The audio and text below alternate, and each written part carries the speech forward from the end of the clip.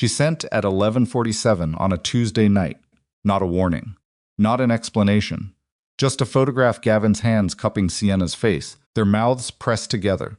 The ocean burning gold behind them, like the world itself, was celebrating what they'd done. Vivian Cross sat at her kitchen table in the dark, still wearing her work badge, a half-eaten bowl of soup gone cold beside her laptop. She read the caption Sienna had typed, and then deleted before sending she could see the empty text field. Just the photo. Just the evidence. An accident, maybe. Or maybe not. She didn't scream. She didn't throw anything. She just sat there and looked at the two people she had loved most in her life, kissing on a beach she had never been taken to. And she smiled. Not because it was funny. Not because she was fine. But because something inside her, something that had been sleeping for a very long time, finally woke up. If you're watching this story for the first time, don't leave. Subscribe to this channel and follow Vivian's journey to the end, because what she does next will change the way you think about betrayal, dignity, and what it really means to win. Hit that like button and drop your city or country in the comments below. I want to see exactly how far this story has traveled. Now let's go back to the beginning. The thing nobody tells you about a slow collapse is that you don't feel it happening. You feel individual moments, a cold shoulder, a missing detail, a version of yourself you stop recognizing in photographs. But you chalk each one up to stress, to life, to the ordinary friction of two people sharing a house and a schedule, and the relentless forward motion of adult life. You tell yourself marriages go through phases. You tell yourself friendships get complicated. You tell yourself you're the problem because it's easier than considering the alternative. Triad said to herself these things for 3 years. She was 32 years old. She had a master's degree in computer science from Northwestern, a title that read Senior Systems Architect on a glass door office, with her name printed on a placard, and a husband who looked phenomenal in photographs. From the outside, her life was the kind of thing people referenced when they wanted to illustrate success. From the inside, she had spent 36 months quietly shrinking. She wasn't someone who'd always been small. That was the part that kept her up at night when she let herself really think about it. She hadn't always moved through the world apologizing for taking up space. There had been a version of Vivian, not so long ago, who walked into rooms like she'd built them, who presented her ideas without looking sideways to gauge whether the men around the table were comfortable, who called her mother on Sunday mornings just to talk, not to rehearse a performance of a marriage that was starting to feel like a costume she couldn't remove. Gavin changed things, not all at once, never all at once. He was charming in the way that certain people are charming comprehensively, reflexively, as though it was less a quality and more a strategy deployed without conscious effort. He laughed at her jokes before anyone else. He told her friends she was brilliant. At company events in the early years, he would put his hand on the small of her back and say, with what seemed like genuine pride, she designed the whole system, herself. I'm basically here for decorative purposes. People loved him for it. Vivian loved him for it. She didn't notice for a long time when the hand on her back became a hand pressing her slightly behind him. When she designed it herself became. We've been developing this approach for months. When his pride in her curdled, almost imperceptibly, into something else, something that needed her success close enough to benefit from, but far enough away to control. By year 2 of their marriage, Gavin had a reputation at Aldrin Technologies as a sharp, strategic thinker. The reputation was almost entirely constructed from things Vivian had said in conversations they'd had at home, in bed, over coffee, that he had absorbed and redistributed at the office the next morning as his own thinking. She recognized this. She didn't confront it directly. She told herself it was what couples did shared, a brain, functioned as a unit. She told herself she didn't need the credit as long as the work was good. This was the first of many lies. She told herself to keep the peace. Sienna Ward had been her best friend since they were both 20, thrown together in a graduate seminar on distributed systems by the accident of alphabetical seating. Vivian Cross, Sienna Ward. They had argued about network topology for 40 minutes before realizing they'd both been right about different parts of the same problem, and by the end of the semester, they were sharing Thai takeout in Vivian's apartment and finishing each other's sentences. 12 years is a long time. Long enough that Sienna knew things about Vivian that her own mother didn't. Long enough that Vivian had told Sienna things about her marriage that she'd never said aloud anywhere else, the loneliness of it. The way Gavin's love felt increasingly conditional. The way she sometimes looked at the woman one she used to be and couldn't find the path back. Sienna had listened. She'd said the right things. She'd held Vivian's hand at the harder moments and refilled her wine glass and called Gavin a narcissist in the comfortable shorthand way that best friends use to mean, I believe you completely and I'm on your side. Vivian believed her. That was the second lie. Except that one wasn't hers. Project Meridian had been Vivian's idea from the first sketch she'd made on a legal pad at midnight, sitting on the floor of her home office while Gavin watched television in the next room. It started as a question: why did enterprise infrastructure platforms fail at scale? Not because of hardware limitations, but because of architectural assumptions baked in at the design phase that nobody ever revisited. She knew the answer before she finished writing the question.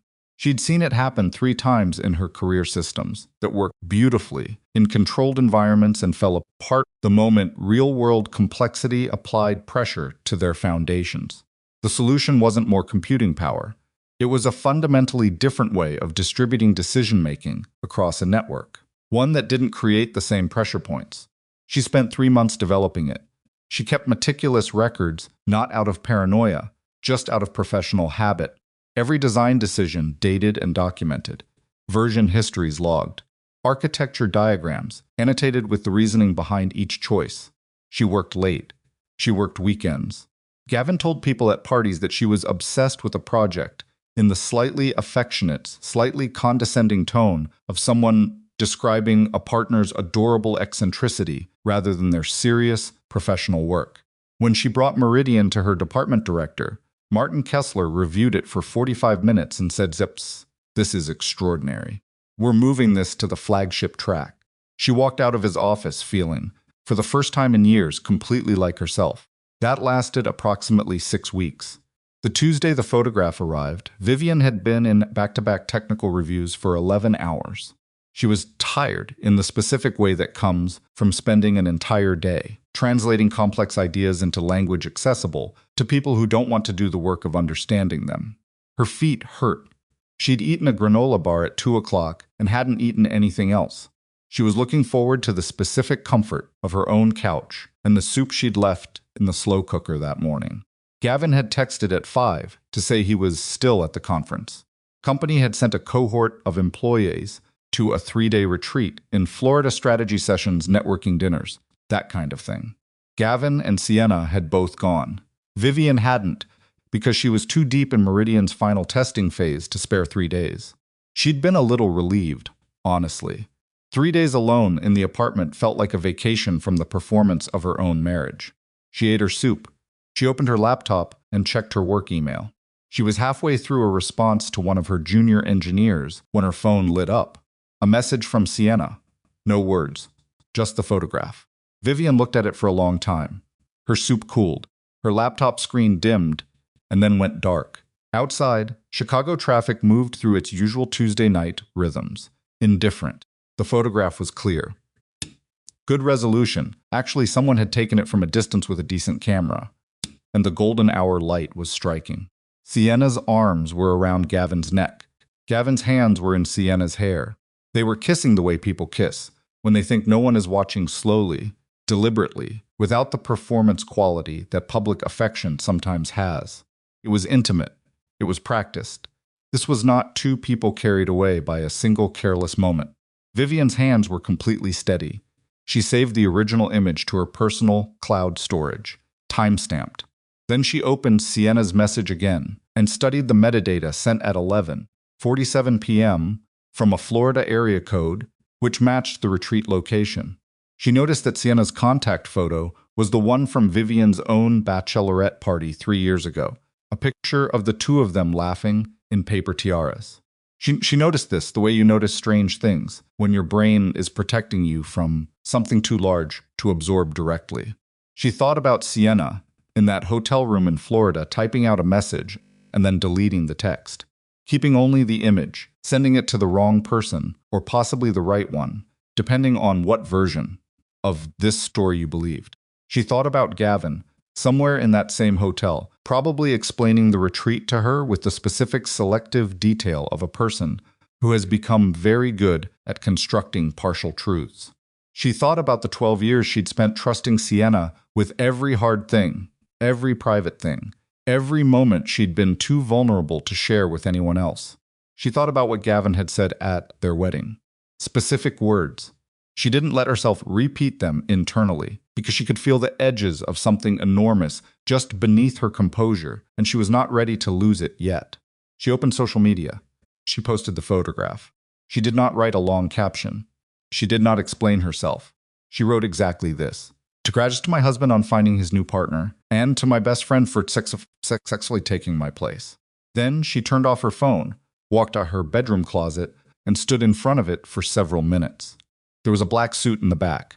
Tailored, structured, expensive. She'd bought it years ago for a keynote presentation, and hadn't worn it since Gavin said it made her look corporate in a cold way. She'd moved it behind everything else. She hadn't thrown it out, though. She'd noticed that small act of resistance without fully naming it at the time. She took it out and hung it on the bathroom door. Then she went to bed. She slept. This was perhaps the most frightening thing, that she slept soundly, completely, in the way she hadn't in months, as though something that had been grinding against her constantly, like a stone in her shoe, had finally been removed. She woke at 6, turned her phone back on. 183 missed calls. 47 texts from Gavin alternating between "I can explain" and "How dare you do this to us," with the unpredictable rhythm of a person who'd lost control of their own narrative strategy. 19 messages from Sienna, beginning with Vivian.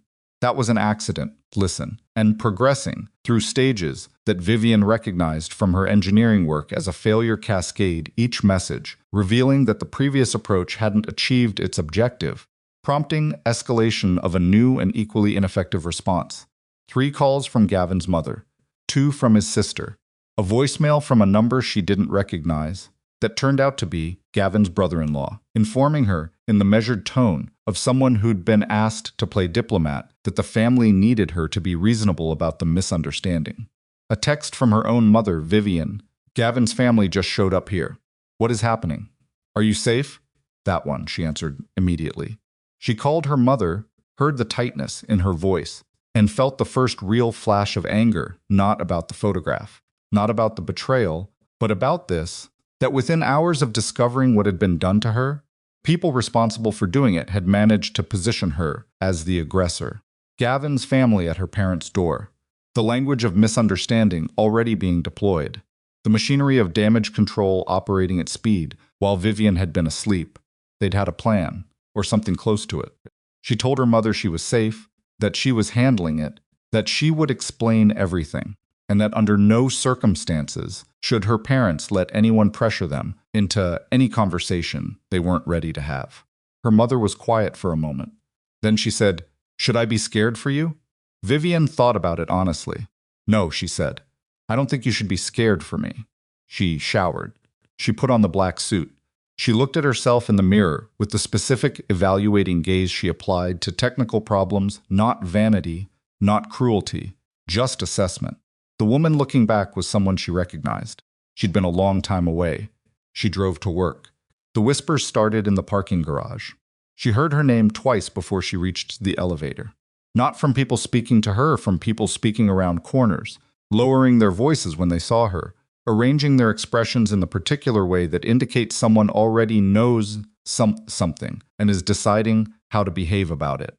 She had worked at Alderaan for 6 years. She knew most of these people. She had helped several of them, covered for a few, mentored 2, who now sat in positions they might not have reached without her. The parking garage felt like a place she'd been before, but couldn't quite place. She walked through it the same way she'd walked into exam rooms and boardrooms and difficult conversations for her entire adult life, as though the floor belonged to her and she was simply deciding to cross it. So, Gavin and Sienna were waiting in the main corridor outside her office.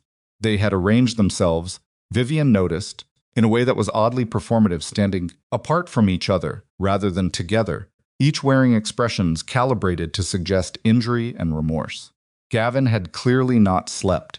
His eyes were red, and there was a looseness around his jaw that happened when he was frightened. Sienna had cried recently, or had done something to create the impression that she had. Her mascara was slightly uneven. She was holding her own hands. There were 12 other people in that corridor. All of them were pretending not to watch. Vivian. Gavin's voice was low and urgent. Can we please talk privately? You didn't let me explain what? Vivian asked. She said it the way she asked engineers to explain design choices, with genuine curiosity, no anger, the tone of someone who has all day and is prepared to examine every detail. The photo, Sienna said, taking a half step forward. It was completely taken out of context. What context, Vivian said, makes that photograph what you're suggesting it is? Neither of them answered immediately. In the silence, someone's keyboard clicked from an open office door. A phone rang twice and was silenced. Gavin tried again.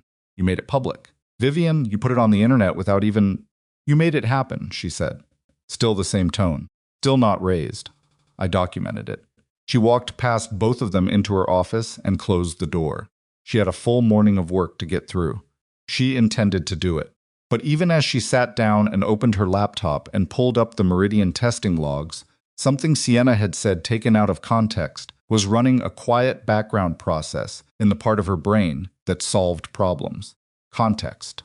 There was more context. She could feel it the way she felt architectural weaknesses, before she could articulate them a formless certainty that the full picture had not yet revealed itself. She began to look. Martin Kessler called her into his office at 11. She had expected this. She had not expected what he led with. The social media post, he said. Not looking up from his desk immediately, shuffling papers in the way people shuffle papers when they want to suggest they have more important things to attend to. That was a significant lapse in judgment. A lapse, Vivian said. The company has a professional conduct policy that extends to Martin. She waited until he looked at her. My husband was photographed kissing my best friend on a company-sponsored retreat.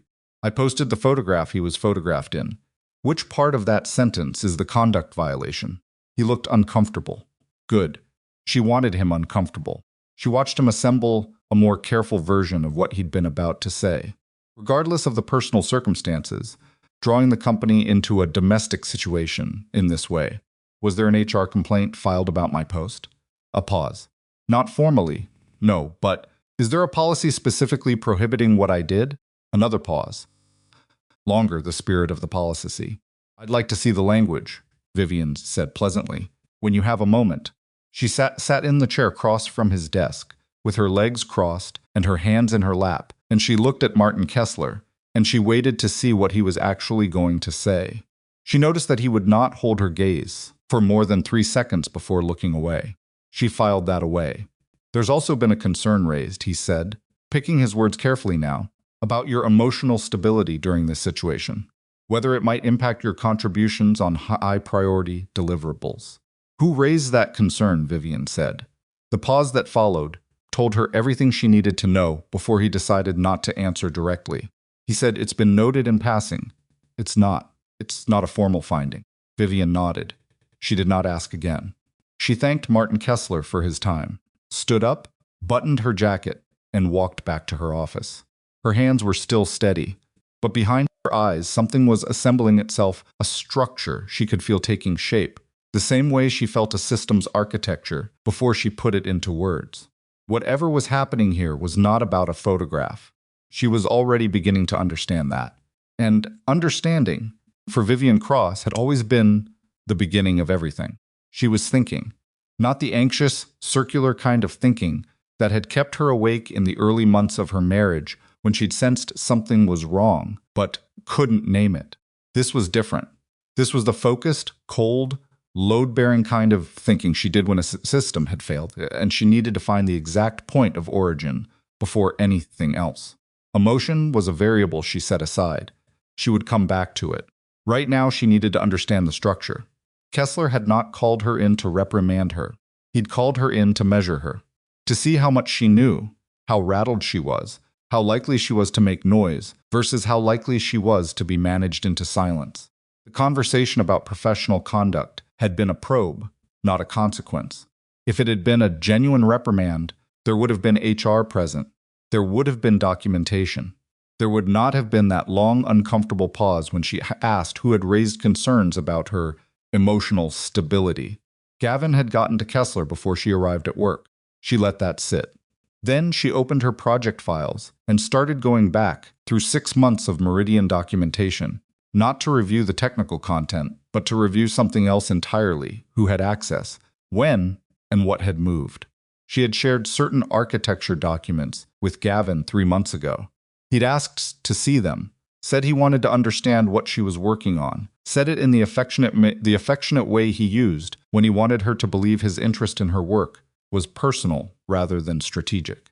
She'd sent him 3 files. She'd thought nothing of it. They were married. She trusted him. She now understood, catastrophically stupid in a specific way that trusting people makes you. She cross-referenced those 3 files against the Meridian presentation deck that had been uploaded to the company's shared drive 2 weeks ago under Gavin's name. The architecture diagrams were the same, not similar, not inspired by, the same. Her annotations had been removed. Her name had been stripped from the file properties, but the underlying structural logic, the specific, unusual approach to distributed decision-making that she had spent weeks developing, was hers down to the notation conventions she used in her own private shorthand. She closed the laptop lid slowly, pressed both palms flat on the desk surface, breathed in through her nose and out through her mouth, the way her college therapist had once taught her when she described the feeling of being too angry to function. She was very angry. She did not let it move through her body into action yet. She held it the way you hold pressure in a system before you're ready to direct it somewhere useful. She picked up her phone and sent a single text to her personal attorney, a woman named Nora Ellison she'd retained 2 years ago for a contract dispute and never needed again after that. Text said, "I need to meet. This week if possible. Significant situation involving work and a marriage. I'll explain everything in person." Nora replied, "In 11 minutes, tomorrow morning, 8 o'clock. I'll clear it." Vivian put her phone face down and went back to work. She had a system to document. The all-hands meeting was at 2 o'clock. These were quarterly events, large enough that they used the main conference hall on the 4th floor, a room with a projection wall, stadium seating for 80 people, and the particular acoustic quality of a space designed to make whoever stood at the front of it sound authoritative. Vivian took a seat in the 3rd row, center. She did not sit to the side or in the back. She was a senior architect, and this was her workplace, and she was done making herself smaller to avoid discomfort. Gavin arrived 4 minutes before the meeting started and stopped moving when he saw where she was sitting. He had changed his shirt since morning. His hair was combed.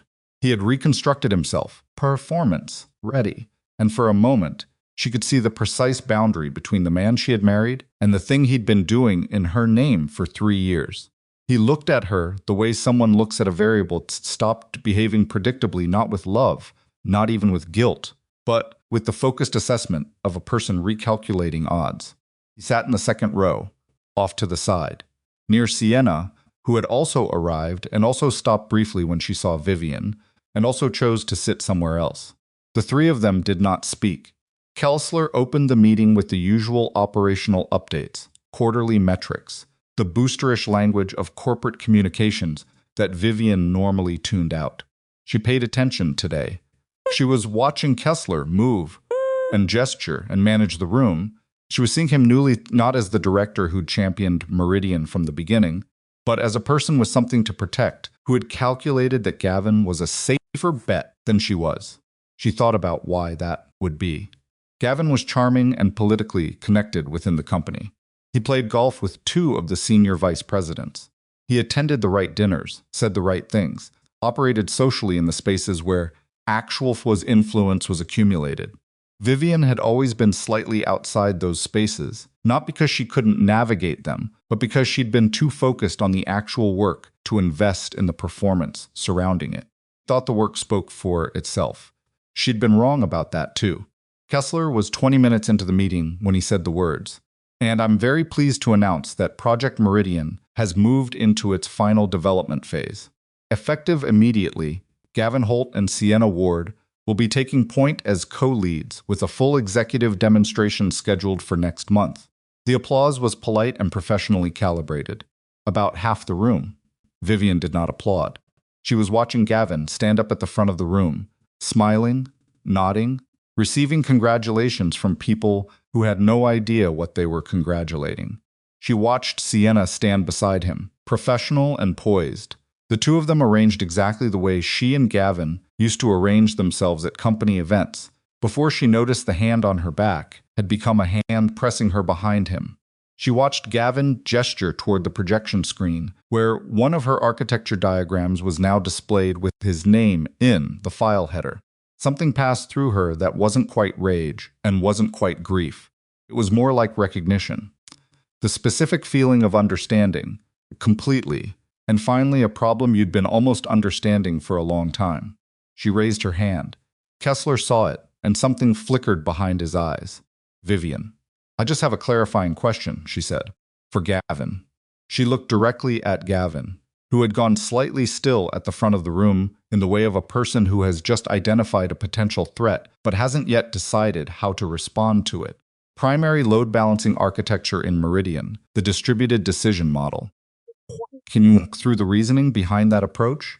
Why that specific structure rather than the more conventional centralized alternatives? The room's quality of attention shifted, not dramatically. A few people leaned forward slightly. A few stopped typing on their laptops.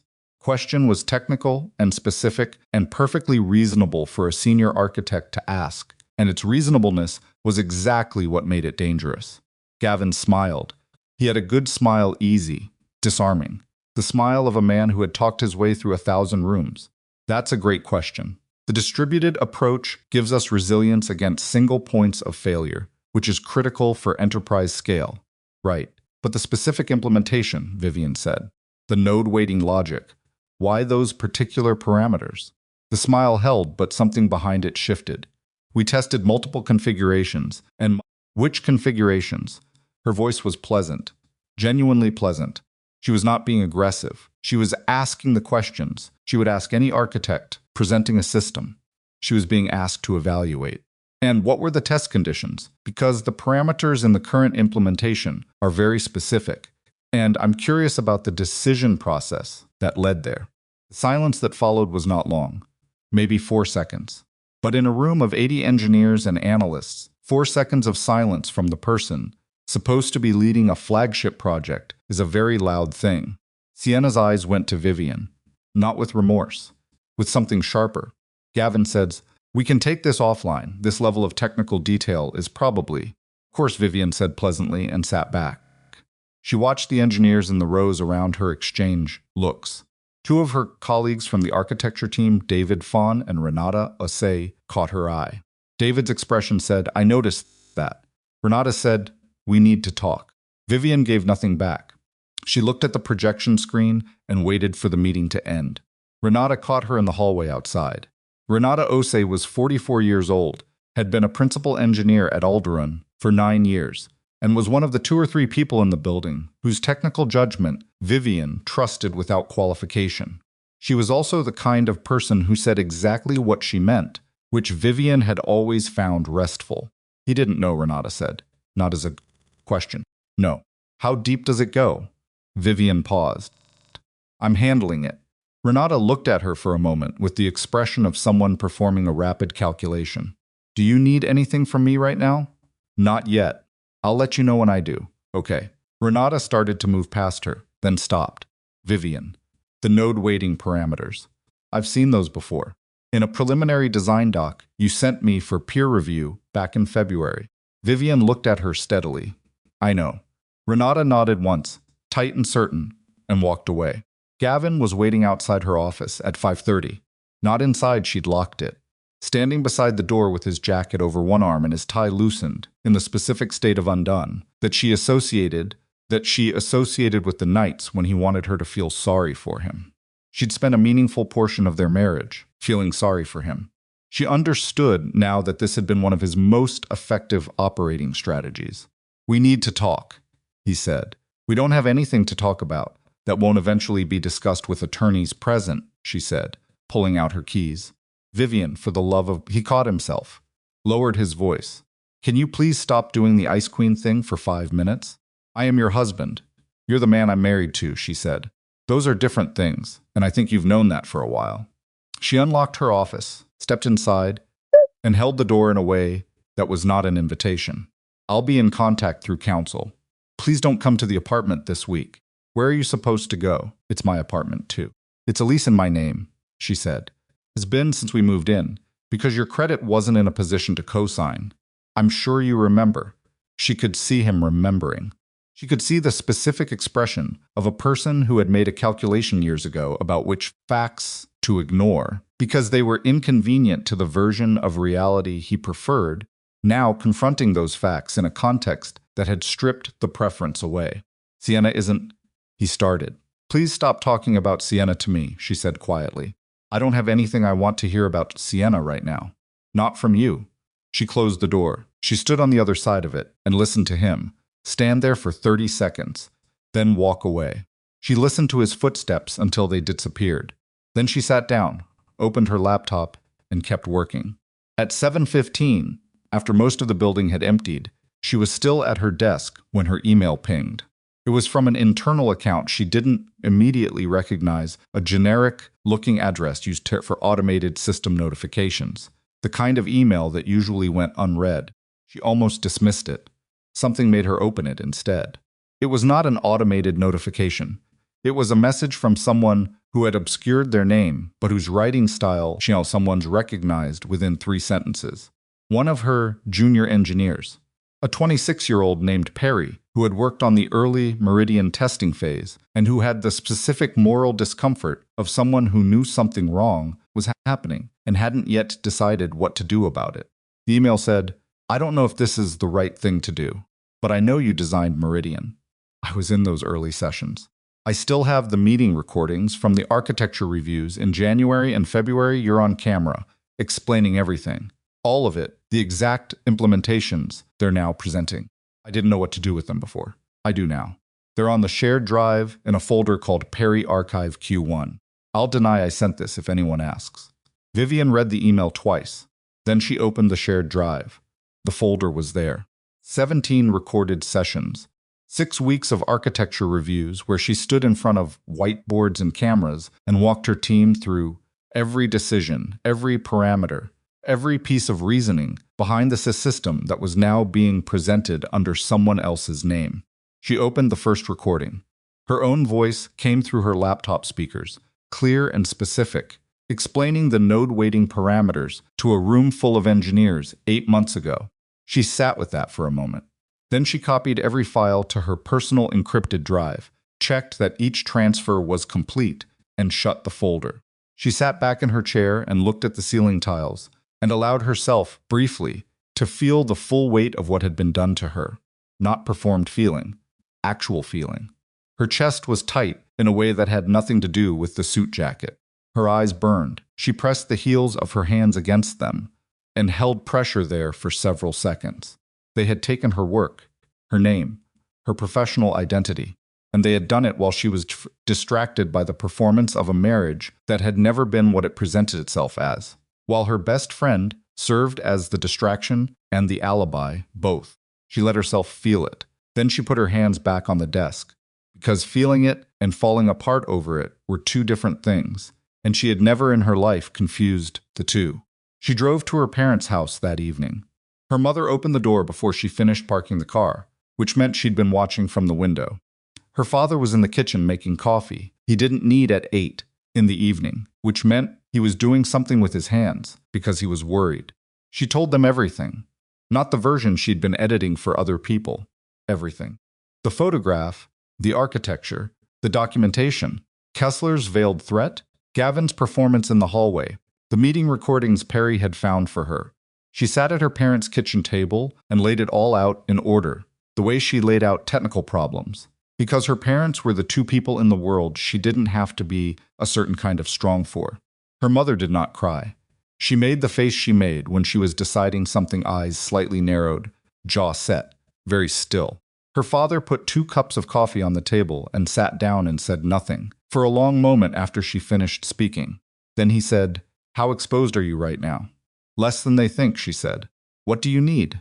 Time, she said. And for both of you to let me handle this. Her father put his hand over hers briefly. Then he picked up his coffee. River's mother said, "Gavin's sister called this house twice today." There was something in her tone when she said it, not hysteria, more like the temperature drop that happens right before a storm. "She suggested you were having a breakdown, that we should convince you to see a doctor." Vivian looked at her mother. "What did you say?" "I said my daughter is the most methodical person I have ever met in my life," her mother said, "and that I had every confidence in her judgment." She paused. "Then I hung up." Vivian felt something unlock slightly in her chest. She hadn't realized how much she'd needed someone to just say that. Not to fix anything, just to say they saw her clearly. She drove home at 10. The city slid past her windows, dark and indifferent, and full of people in the middle of their own Tuesday nights, none of them knowing or caring that her life was currently disassembling and reassembling itself around a new structure. She found this oddly comforting. Sienna's car was parked outside her building. Not Gavin's Sienna's. The blue Civic with the parking permit sticker on the rear window that Vivian had stared at 1,000 times in parking lots and driveways over 12 years of friendship. Sienna was sitting on the steps of the building entrance, still in her work clothes, her coat pulled around her in the sharp October air. She looked up when Vivian's car pulled in. Vivian sat in the driver's seat for a moment, engine idling, and made herself decide. She got out. Sienna stood up. "I know you don't want to see me." "Then why are you here?" "Because I couldn't." Sienna stopped, pressed her lips together. "Because I need you to hear me say, 'I'm sorry,' not in a text, to your face." "Okay," Vivian said. "I'm listening." And Sienna said all the right things. She said it had been a mistake that got out of hand. She said she never meant for it to happen this way. She said she was terrified of losing their friendship. She said she loved Vivian, that Gavin had pursued her in a moment of weakness, that she had tried to end it before the retreat and couldn't, that she was ashamed. Vivian stood in the cold and listened to all of it. When Sienna finished, Vivian said, "How long?" Sienna went very still. "How long have you and Gavin been?" Vivian stopped, chose the precise word. "Together." "How long, Sienna?" The silence stretched out thin and cold between them like wire. 14 months, Sienna said. 14 months. Vivian did the math instantly, automatically the way she always did math, without choosing to. 14 months ago, she had been in the middle of the most overwhelming stretch of Meridian's development. She'd been working 18-hour days. She'd been leaning on Sienna constantly, calling her in the gaps between meetings, talking through the stress of a marriage that felt like it was pulling apart at the seams, while she also carried our project that was supposed to define her career. Sienna had been there for every phone call.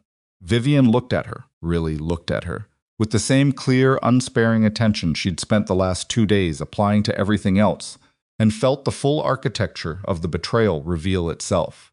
It was not a single act. It was a sustained, deliberate choice maintained over more than a year, through dozens of conversations where Sienna had listened and consoled and present herself as the one safe person, while being, in fact, the most dangerous one. "Did you know," Vivian said carefully, "about Meridian? About what Gavin was doing with my work?" Sienna's eyes moved. Not much. A fraction. But Vivian was watching for exactly this. "I didn't have anything to do with. Did you know?" Pause before Sienna said, "Not the specifics," was 4 seconds long. 4 seconds. Vivian nodded slowly. "Thank you for being honest." She said it and meant it, in the way you mean something that breaks a part of you open and also confirms something you needed confirmed. She walked past Sienna toward the building entrance. Her hand was on the door when Sienna said her name. "Vivian, please. We can figure this out." "There's nothing to figure out," Vivian said. She didn't turn around. "You made choices for 14 months. I'm making mine now." She went inside. She stood in the elevator and watched the lobby through the closing doors until she couldn't see Sienna anymore. She was at her desk at 11 p.m. with 3 browser windows open, a yellow legal pad, and a pen that she'd clicked open and closed approximately 40 times in the last hour without writing anything. On the legal pad so far she had written, "What they have. What I have. What they think I have. What they don't know I have." Under "what they don't know I have" she had written 17 video recordings. Original metadata on photograph. Financial access they haven't considered. It was the last item that she'd been circling for 40 minutes. Gavin's financial situation had always been something she understood better than he realized. Not because she'd been snooping, because she was a person who paid attention. And Gavin was a person who believed his charm made him opaque when in fact it made him legible. She knew about the investment account he'd opened 18 months ago without mentioning it. She knew it because she'd seen a statement come to the house, and he'd taken it from the mail pile in the slightly too quick way that registers in a person's peripheral awareness as significant even when they don't immediately interrogate why. She hadn't interrogated it at the time. She was interrogating it now. She pulled up the joint financial records she had legal access to and spent 2 hours going through them with the methodical focus of someone looking for a load-bearing flaw. She found it at 1 in the morning. The numbers were bad. Not bad in the way of careless spending or temporary setbacks. Bad in the way of a person who had made large, aggressive investment decisions and sustained significant losses over 18 months, losses that he had been concealing from their shared financial picture by moving money in ways designed to look routine until you looked carefully at the full timeline. He was not broke, but he was leveraged in a way that made Meridian's bonus structure, its six-figure completion payment, not an achievement to aim for, but a financial lifeline he actually needed. He didn't want the credit from Meridian because he was ambitious. He needed it because he was desperate. Vivian set down her pen and sat in the specific silence of a person who has finally understood the real shape of something they've been looking at from the wrong angle for far too long. Every piece of what had happened was connected to this: the affair, the professional theft, Kessler's cooperation, the campaign to make her look unstable. All of it ran through this number, this gap in Gavin's finances that he needed Meridian to fill. She was not just the wife he'd cheated on. She was the resource he'd been mining for long enough that he needed to neutralize her before she noticed the extraction. She picked up her pen. "Under what they don't know I have," she added. "Motive. Complete." Then she put the cap on the pen, closed the legal pad, and looked at the time. 1:47 in the morning. She had a meeting with Nora Ellison at 8. She should sleep. But first she opened her email and sent a message to David Fawn and Renata Ose. Short, professional. Asking them both to meet her for coffee before works at 7, at the place 2 blocks from the office they'd gone to 100 times, for the kind of conversations that couldn't happen inside the building. She needed witnesses who understood the technical architecture deeply enough to speak to what had been taken. She was almost ready. Not quite. There was one more piece she didn't have yet. She could feel its absence, the way she felt an architectural gap, a missing connection that the system needed before it could function at full capacity. She didn't know what it was yet, but she knew it was there. She closed her laptop. Outside her window, Chicago was doing what it always did, at 2 in the morning, breathing slowly, indifferently, full of its own enormous ongoing life. The L train ran its distant line of noise along the tracks, 3 blocks away. Somewhere below her window, a cab door slammed. She turned off the light, and in the morning, she would find out that the piece she was missing had been sitting in Kessler's own sent mail folder for 6 weeks, a chain of internal emails between Kessler and Gavin, copied to the company's head of HR, in which Kessler explicitly discussed removing Vivian from Meridian's official record and managing the transition of credit before the executive review, with language careful enough to suggest someone had advised him on how to phrase it, but not careful enough to hide what it actually was. She didn't know this yet, but by 9 o'clock the next morning, after Nora Ellison read those emails on the laptop screen in front of her and set down her coffee cup very carefully and said, in the quiet voice of an attorney who has just confirmed that the case is real and solid and prosecutable, Vivian would understand that the point of no return had not been the photograph. It had been the moment Kessler put his name in writing, because you can survive someone stealing from you. You can recover from betrayal, from a broken marriage, from a friendship that turned out to be a performance. But you cannot unwrite an email, and Martin Kessler had just handed her the key to the whole locked room. Nora Ellison's office was on the 14th floor of a building on Michigan Avenue that smelled like carpet cleaner and old coffee and this specific kind of seriousness that accumulates in places where people come when things have gone genuinely wrong. Vivian arrived at 7:58. She had not slept more than 3 hours. She had showered, put on the black suit again, and eaten half a piece of toast, standing over her kitchen sink, because sitting down to eat felt like a luxury she hadn't earned yet. She carried a leather portfolio containing printed copies of every document she'd assembled over the past 48 hours, organized chronologically, tabbed by category. She had made 3 copies. One was in her car. One was in a fireproof box at her parents' house. One was in her hands. Nora Ellison was 51 years old, small, and moved through her office with the particular economy of someone who had long ago stopped performing busyness and simply was busy.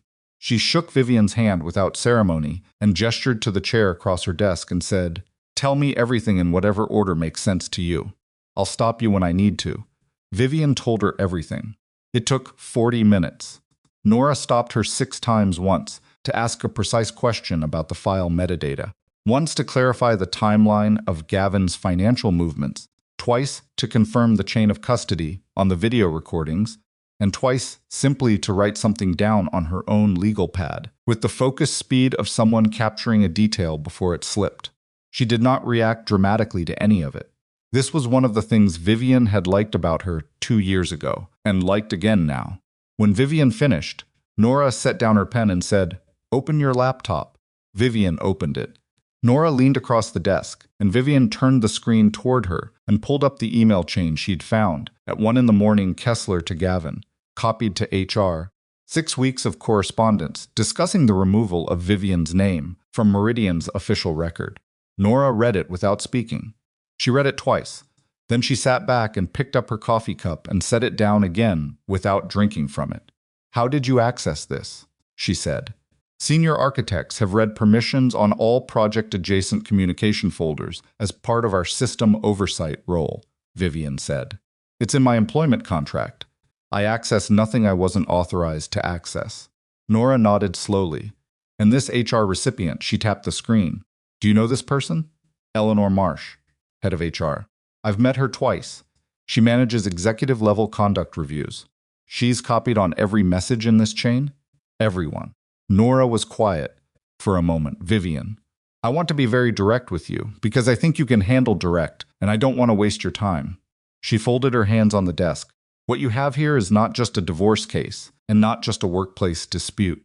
What you have is evidence of intellectual property theft, deliberate professional defamation, and what appears to be knowing participation by HR in suppressing that record. If the emails are authentic, and I have no reason to believe they aren't, this is potentially criminal exposure for multiple parties, not just civil liability." Vivian looked at her steadily. "I know. Which means the moment they realize how much you have, the response will not be apologetic. It will be aggressive." Nora paused. "Are you prepared for that?" "I've been preparing for it since Tuesday night," Vivian said. Nora looked at her for a moment with the expression of someone reassessing a calculation. Then she said, "All right, here's what we do." The coffee with David and Renata had happened an hour before, at the place 2 blocks from the office. She'd arrived first, ordered 3 coffees, and sat in the corner booth, facing the door. David came in at 3 minutes past 7, Renata at 7:10, still pulling on her coat, having clearly walked fast. They both looked at Vivian with the careful attention of people who suspected they were about to be asked something significant. She showed them the video recordings, not all 17. 30 minutes of footage, pulled from the January architecture reviews, where she stood at a whiteboard and walked her team through the distributed decision model that was now being presented under Gavin's name. She turned her laptop to face them and let it play without commentary.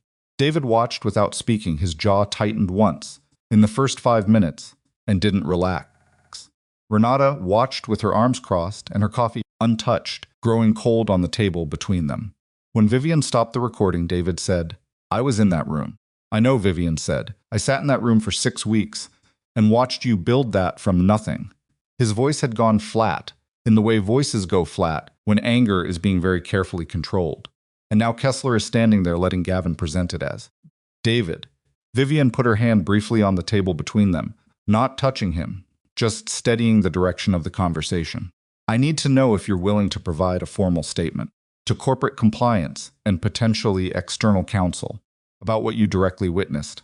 David looked at her. "Yes, Renata. Renata had been looking at the now dark laptop screen. She looked up. The peer review documents you sent me in February. I still have them. Dated in my email archive, with your name in the sender field, and technical annotations in your handwriting on the attached files. She paused. Kept everything. I keep everything. It's a professional habit. Would you be willing to submit those as part of a formal record? I'll do you one better, Renata said. I'll write a technical declaration, point by point, comparing the current Meridian implementation to your February documents. Any qualified engineer who reads it will understand what happened. Vivian picked up her coffee. It was slightly too hot.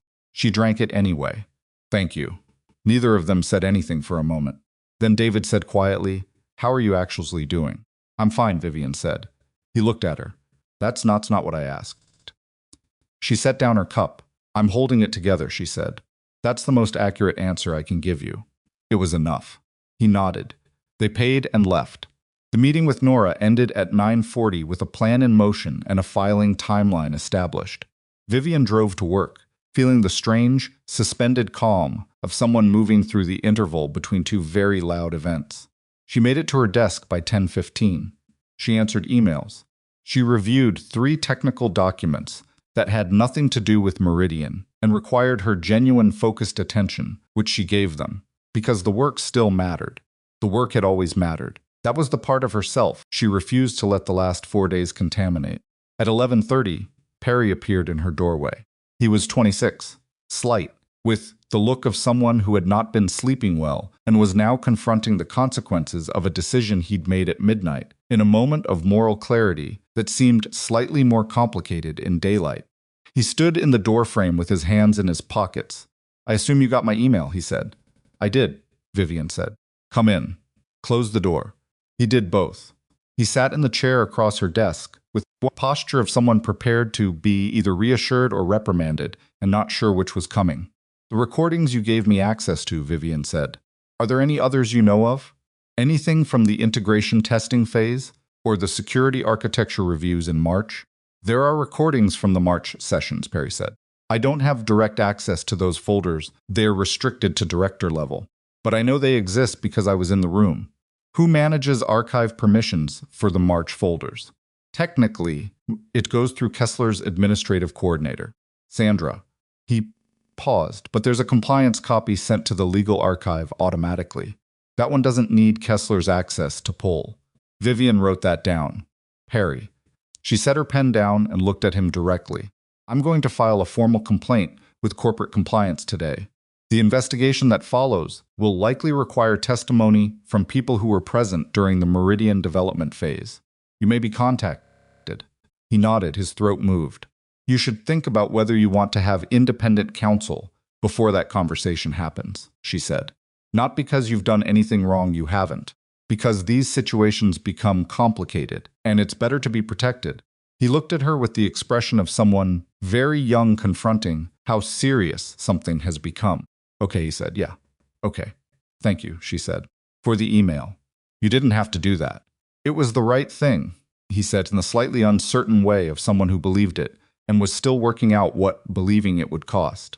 She let him leave. She filed the formal complaint at 2:15 in the afternoon through the company's compliance portal, attaching 43 documents and a 6-page summary, written in the precise, affectless language of a person who understands that emotional truth and evidentiary truth are different instruments, and that this moment required only the second. She included the email chain between Kessler and Gavin. She included the video recordings. She included Renata's preliminary technical comparison, which Renata had drafted between 9 a.m. and noon, with the focused speed of someone who had been waiting for permission to say what she'd been seeing for months. She pressed submit. The system generated a case number. She wrote it down. She was still looking at the case number on her screen when her phone rang. Unknown number. Local area code, she answered. Cross. A woman's voice. Measured, professional, with the specific quality of someone who had spent years making difficult calls and had perfected the tone that communicated gravity without warmth. This is Eleanor Marsh from Human Resources. I'd like to schedule a meeting at your earliest convenience to discuss some recent communications that have been brought to our attention. Vivian held the phone against her ear and looked at the compliance case number on her screen. Of course, she said. I'm available tomorrow morning. Would 8:30 work? 8:30 is fine. Pause. Thank you, Miss Cross. We appreciate your cooperation. Call ended. Vivian set her phone down on her desk and turned it face up so she could see the screen. Eleanor Marsh. The same Eleanor Marsh, copied on every email in the chain, Vivian had submitted to compliance 40 minutes ago. They knew. Not about the compliance filing. That notification would go to an independent compliance officer, not to HR. But they knew something had shifted. Possibly Kessler had been informed by whoever managed his access logs that his email folder had been accessed. Possibly Gavin had called someone. Possibly the coffee with David and Renata had been seen or mentioned. In a building of 800 people, information traveled in patterns that were never fully invisible. They were scheduling the meeting she had just requested, except they were scheduling it as though it was their idea. She almost smiled. That evening, she went to the apartment, ate something she couldn't have described afterward, and was standing in her kitchen at 7 p.m. when the knock came. Not Gavin's knock, too deliberate, too measured. She opened the door. It was both of them. Gavin stood slightly in front of Sienna, which was interesting. The last time she'd seen them together, they'd kept physical distance. Now they were standing in her doorframe as a unit. That told her something about what the last 12 hours had looked like for them. We need to talk, Gavin said. It's not a great time, Vivian said. Vivian, his voice had changed. The soft, apologetic register of the last few days was gone. This was something else, something harder beneath the surface, something she'd heard occasionally in the later years of their marriage and always registered as a warning. We know you filed something today. She leaned against the doorframe. What makes you think that? Because Kessler's admin called him at 3 o'clock about a compliance inquiry, and by 3:30 his attorney was on the phone. Gavin's jaw was tight. What exactly did you submit? Anything I submitted would be part of an active process, she said. I don't think I should discuss the specifics with you. Sienna stepped slightly forward. Vivian, you need to understand what you're starting. If this goes where you're pushing it, it doesn't just affect Gavin and me. It affects people who have nothing to do with. Sienna. Vivian looked at her with the specific quality of attention she reserved for statements that didn't hold together under examination. You've been part of this for 14 months. Please don't describe yourself as uninvolved. Sienna's face changed. Something moved through it, not guilt, not remorse, but something more complicated and more raw. When she spoke again, her voice was lower, and the professional composure had slipped enough to reveal the actual feeling underneath it, which was not sadness. It was anger. Old anger, the kind that had been stored carefully for a long time. You want to know what it's like, Sienna said. To watch someone like you just be brilliant at everything. Every room we walked into, every problem we encountered. Vivian has the answer. Vivian gets the recognition. Vivian is the one everyone turns to. Her voice was still low, but it had an edge now that Vivian had genuinely never heard before. Do you have any idea how invisible I felt standing next to you for 12 years? The hallway was quiet. Somewhere below them an elevator moved. Vivian looked at Sienna for a long moment, at the face she'd known for 12 years, now rearranged by something she hadn't known was inside it. You should have told me, she said finally. If that's how you felt, you should have said it. We were supposed to be able to say things to each other. And what would you have done? Sienna said. Tried to fix it? Given me a pep talk? You fix things, Vivian. That's all you know how to do. You would have turned my pain into another problem to solve. It landed. Vivian felt it land. She stood with it for a moment, the particular vertigo of discovering that someone you loved had a whole interior life that ran parallel to and completely separate from what they showed you, and then she set it aside. Not because it didn't matter, because she couldn't afford it right now. You should both speak to attorneys, she said, for your own protection. That's genuinely the most useful thing I can say to you tonight. She straightened up from the doorframe. I'm going to ask you to leave. Gavin put his hand flat against the door before she could close it. Not aggressive, just present. You think you have enough to take all of us down, he said quietly. You don't. You have documents and recordings from a process that we can argue was collaborative. You have a compliance case that's going to get reviewed by people who have relationships in this company that you underestimate. And you have a divorce proceeding in which your husband's attorney is going to introduce your psychological history and your documented instability. My psychological history, Vivian said. You saw a therapist for 2 years in your late 20s. That's a matter of confidential medical record, she said, which your attorney cannot access, introduce, or reference in any proceeding without a court order that would require a standard of relevance you cannot meet. She looked at his hand on her door. You've been talking to someone who gave you bad information. Take your hand off my door, Gavin. He held for 2 seconds. Then he took his hand away. She closed the door. She stood on the other side of it and listened to them leave their footsteps. The elevator, silence. Her heart was beating faster than she wanted it to be. She pressed her back against the door and stood there for a minute, breathing. Not because she was afraid of them, because fear and adrenaline use the same body, and it was important to be honest with herself about the difference. Then she called Nora. The next morning arrived with the particular sharpness of a day that matters. She was in Nora's office at 7:45, having forwarded the account of last night's visit. Nora had listened, asked 3 questions, and made 2 notes. They're scared, Nora said. Scared people make mistakes. Let them make mistakes. The meeting with Eleanor Marsh was at 8:30. Vivian arrived at the HR suite at 8:28. Eleanor Marsh's assistant showed her into a conference room and offered her water, which she accepted and sat down to wait. Conference room had glass walls facing the interior hallway. She could see people moving past in both directions. At 8:34, Eleanor Marsh came in. She was 60, white-haired, dressed with the particular deliberate professionalism of someone who understood that appearance in a power context was part of the communication. She was followed by a younger man Vivian didn't recognize, who turned out to be the company's in-house legal counsel, a fact established immediately when he introduced himself and handed her a business card. Vivian set the card face up on the table in front of her and looked at both of them. Miss Cross, Eleanor began, we appreciate you making time. I want to start by saying that the company takes all compliance concerns seriously, and anything you've submitted through the formal process will receive thorough review. I appreciate that, Vivian said. At the same time, we're aware that the current situation, both personal and professional, is quite complex, and we'd like to understand your perspective directly before any conclusions are drawn. The in-house counsel had a legal pad. He had not written anything on it yet. He was watching her with careful, professional attention. I'm happy to share my perspective, Vivian said, though I'll note that my attorney has advised me to limit what I discuss outside her presence, so I'll keep my responses fairly general. Eleanor's expression adjusted slightly. Of course. We simply wanted to Eleanor. Vivian said it gently, without hostility. You're copied on the emails in my compliance submission.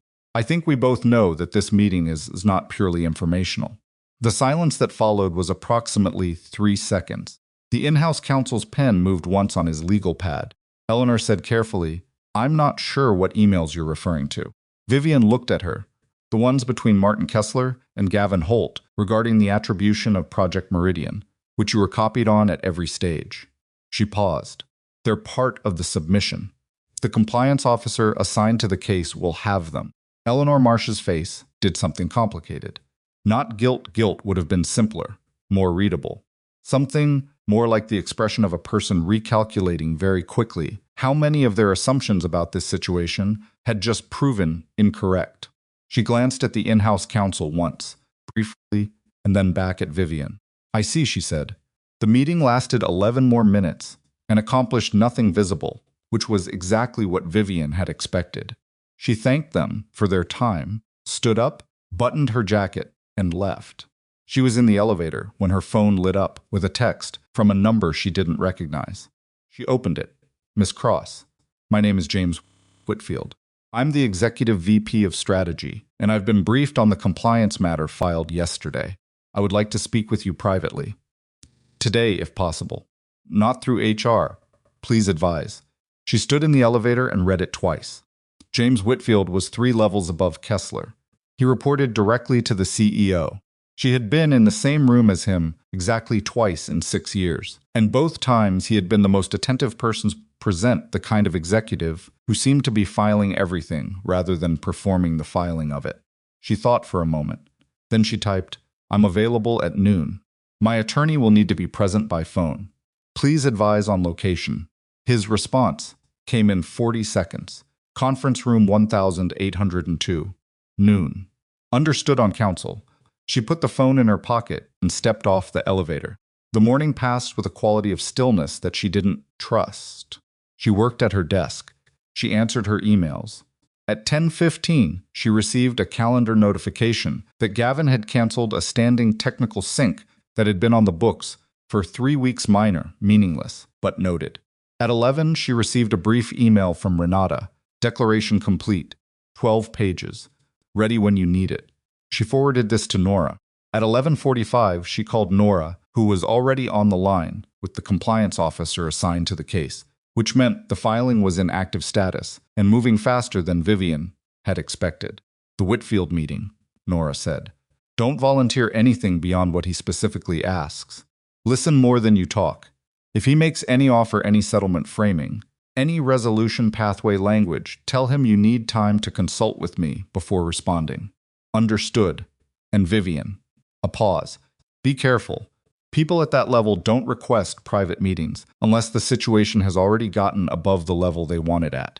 He either wants to understand your position or he wants to manage you. You'll know which one inside 5 minutes. She was in conference room 1802 at 11:58. James Whitfield was already there. He was 63, tall, the kind of unhurried that comes from having operated at altitude long enough that urgency no longer reads as a virtue. He was alone. He stood when she came in an old-fashioned courtesy she hadn't expected and gestured to the chair across the table. Miss Cross. He waited until she sat. Thank you for agreeing to this. She placed her phone on the table with the call to Nosha already connected and on mute. Course. He looked at the phone briefly, registered what it was, and moved on without comment. I'll be direct, he said. What I've seen in the last 18 hours, both the substance of the compliance filing and the communications that apparently led to it, is deeply concerning to me, personally and institutionally. She waited. I've been with this company for 19 years, he said. I know what Project Meridian represents in terms of our strategic position. And I know, having now reviewed the preliminary materials shared with me this morning, that there are serious questions about how that project's authorship was represented. He paused.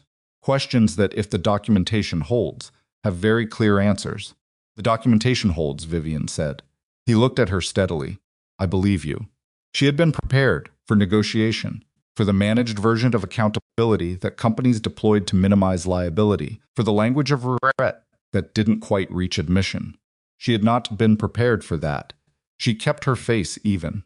What I'm trying to understand, Whitfield said, is the full scope of what occurred. Because what I'm seeing suggests this was not an opportunistic act. This was planned. He folded his hands on the table. How long ago do you believe this began? She thought about Gavin's investment losses, about the timeline, about 14 months. She said, at minimum, 8 months before the public announcement, possibly longer. Whitfield nodded slowly. He was quiet for a moment. Then he said something she had not anticipated.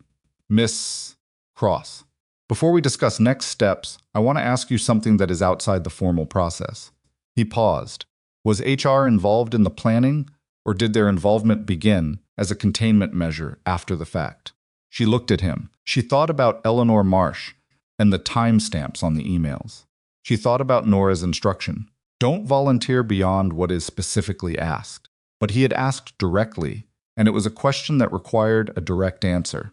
The earliest email in the chain that copies Eleanor Marsh is dated 6 weeks ago, Vivian said. The decision it references, the reassignment of project credit, is described in that email as having been discussed previously. The written record doesn't show me when previously was. Whitfield held her gaze. She watched him absorb this. All right, he said quietly. He asked 4 more questions. She answered them with the same precision, nothing more, nothing less than what she knew and could support. 12:41, he thanked her, said the compliance officer would be in contact within 48 hours with a formal status update, and stood to shake her hand. At the door, he stopped. Miss Cross. He didn't turn all the way around. The Meridian Executive Demonstration is scheduled for next Thursday. I assume you're aware. I am. I'd like you to be in the room. He paused. Not as a presenter, as an observer. Can you do that? She thought about what he was actually asking. She thought about what a request like that meant, coming from the level it came from. Yes, she said, he left. She unmuted Nora's line. Nora said, I caught most of it. Don't relax yet. I'm not relaxing, Vivian said. Good. Because I just got a call from the compliance office. A pause. Gavin's attorney filed a preemptive counterstatement 20 minutes ago. They're claiming the compliance submission is retaliatory and that the documentation was obtained through unauthorized system access. Vivian stood in conference room 1802 and felt the floor shift slightly beneath a plan she had believed was solid. My system access was authorized, she said. I know that. You know that. But they've filed it, and it's in the record now, which means compliance has to evaluate it before proceeding. It potentially delays the active review. By Nora stopped. Vivian. There's something else. The counterstatement includes an attachment. Another pause. Longer this time. Somebody provided Gavin's attorney with an internal psychological assessment. The room was very quiet. What assessment? Vivian said. It appears to be from Alderon's Employee Assistance Program. Confidential sessions you had with a company-affiliated counselor in 2021. Vivian's hand tightened around the phone. Those records are protected under. They are. Absolutely they are. Whoever provided them violated federal law. But they're in the submission, Vivian. And the counterstatement is using language about documented emotional instability and prior episodes of disproportionate professional response that is clearly drawing from this material. Nora's voice was controlled and very precise. Someone inside this company gave Gavin's attorney records they had absolutely no right to access or disclose. She stood in the glass-walled conference room and looked out at the hallway where people were moving past in both directions, none of them looking in, all of them carrying their own ordinary Thursday. Eleanor Marsh, she thought, or someone who reported to Eleanor Marsh. Someone with access to the EAP records who had been part of this long enough to know that the psychological had been the planned defense all along. This was not a reactive move. This had been prepared. They had always intended to use this.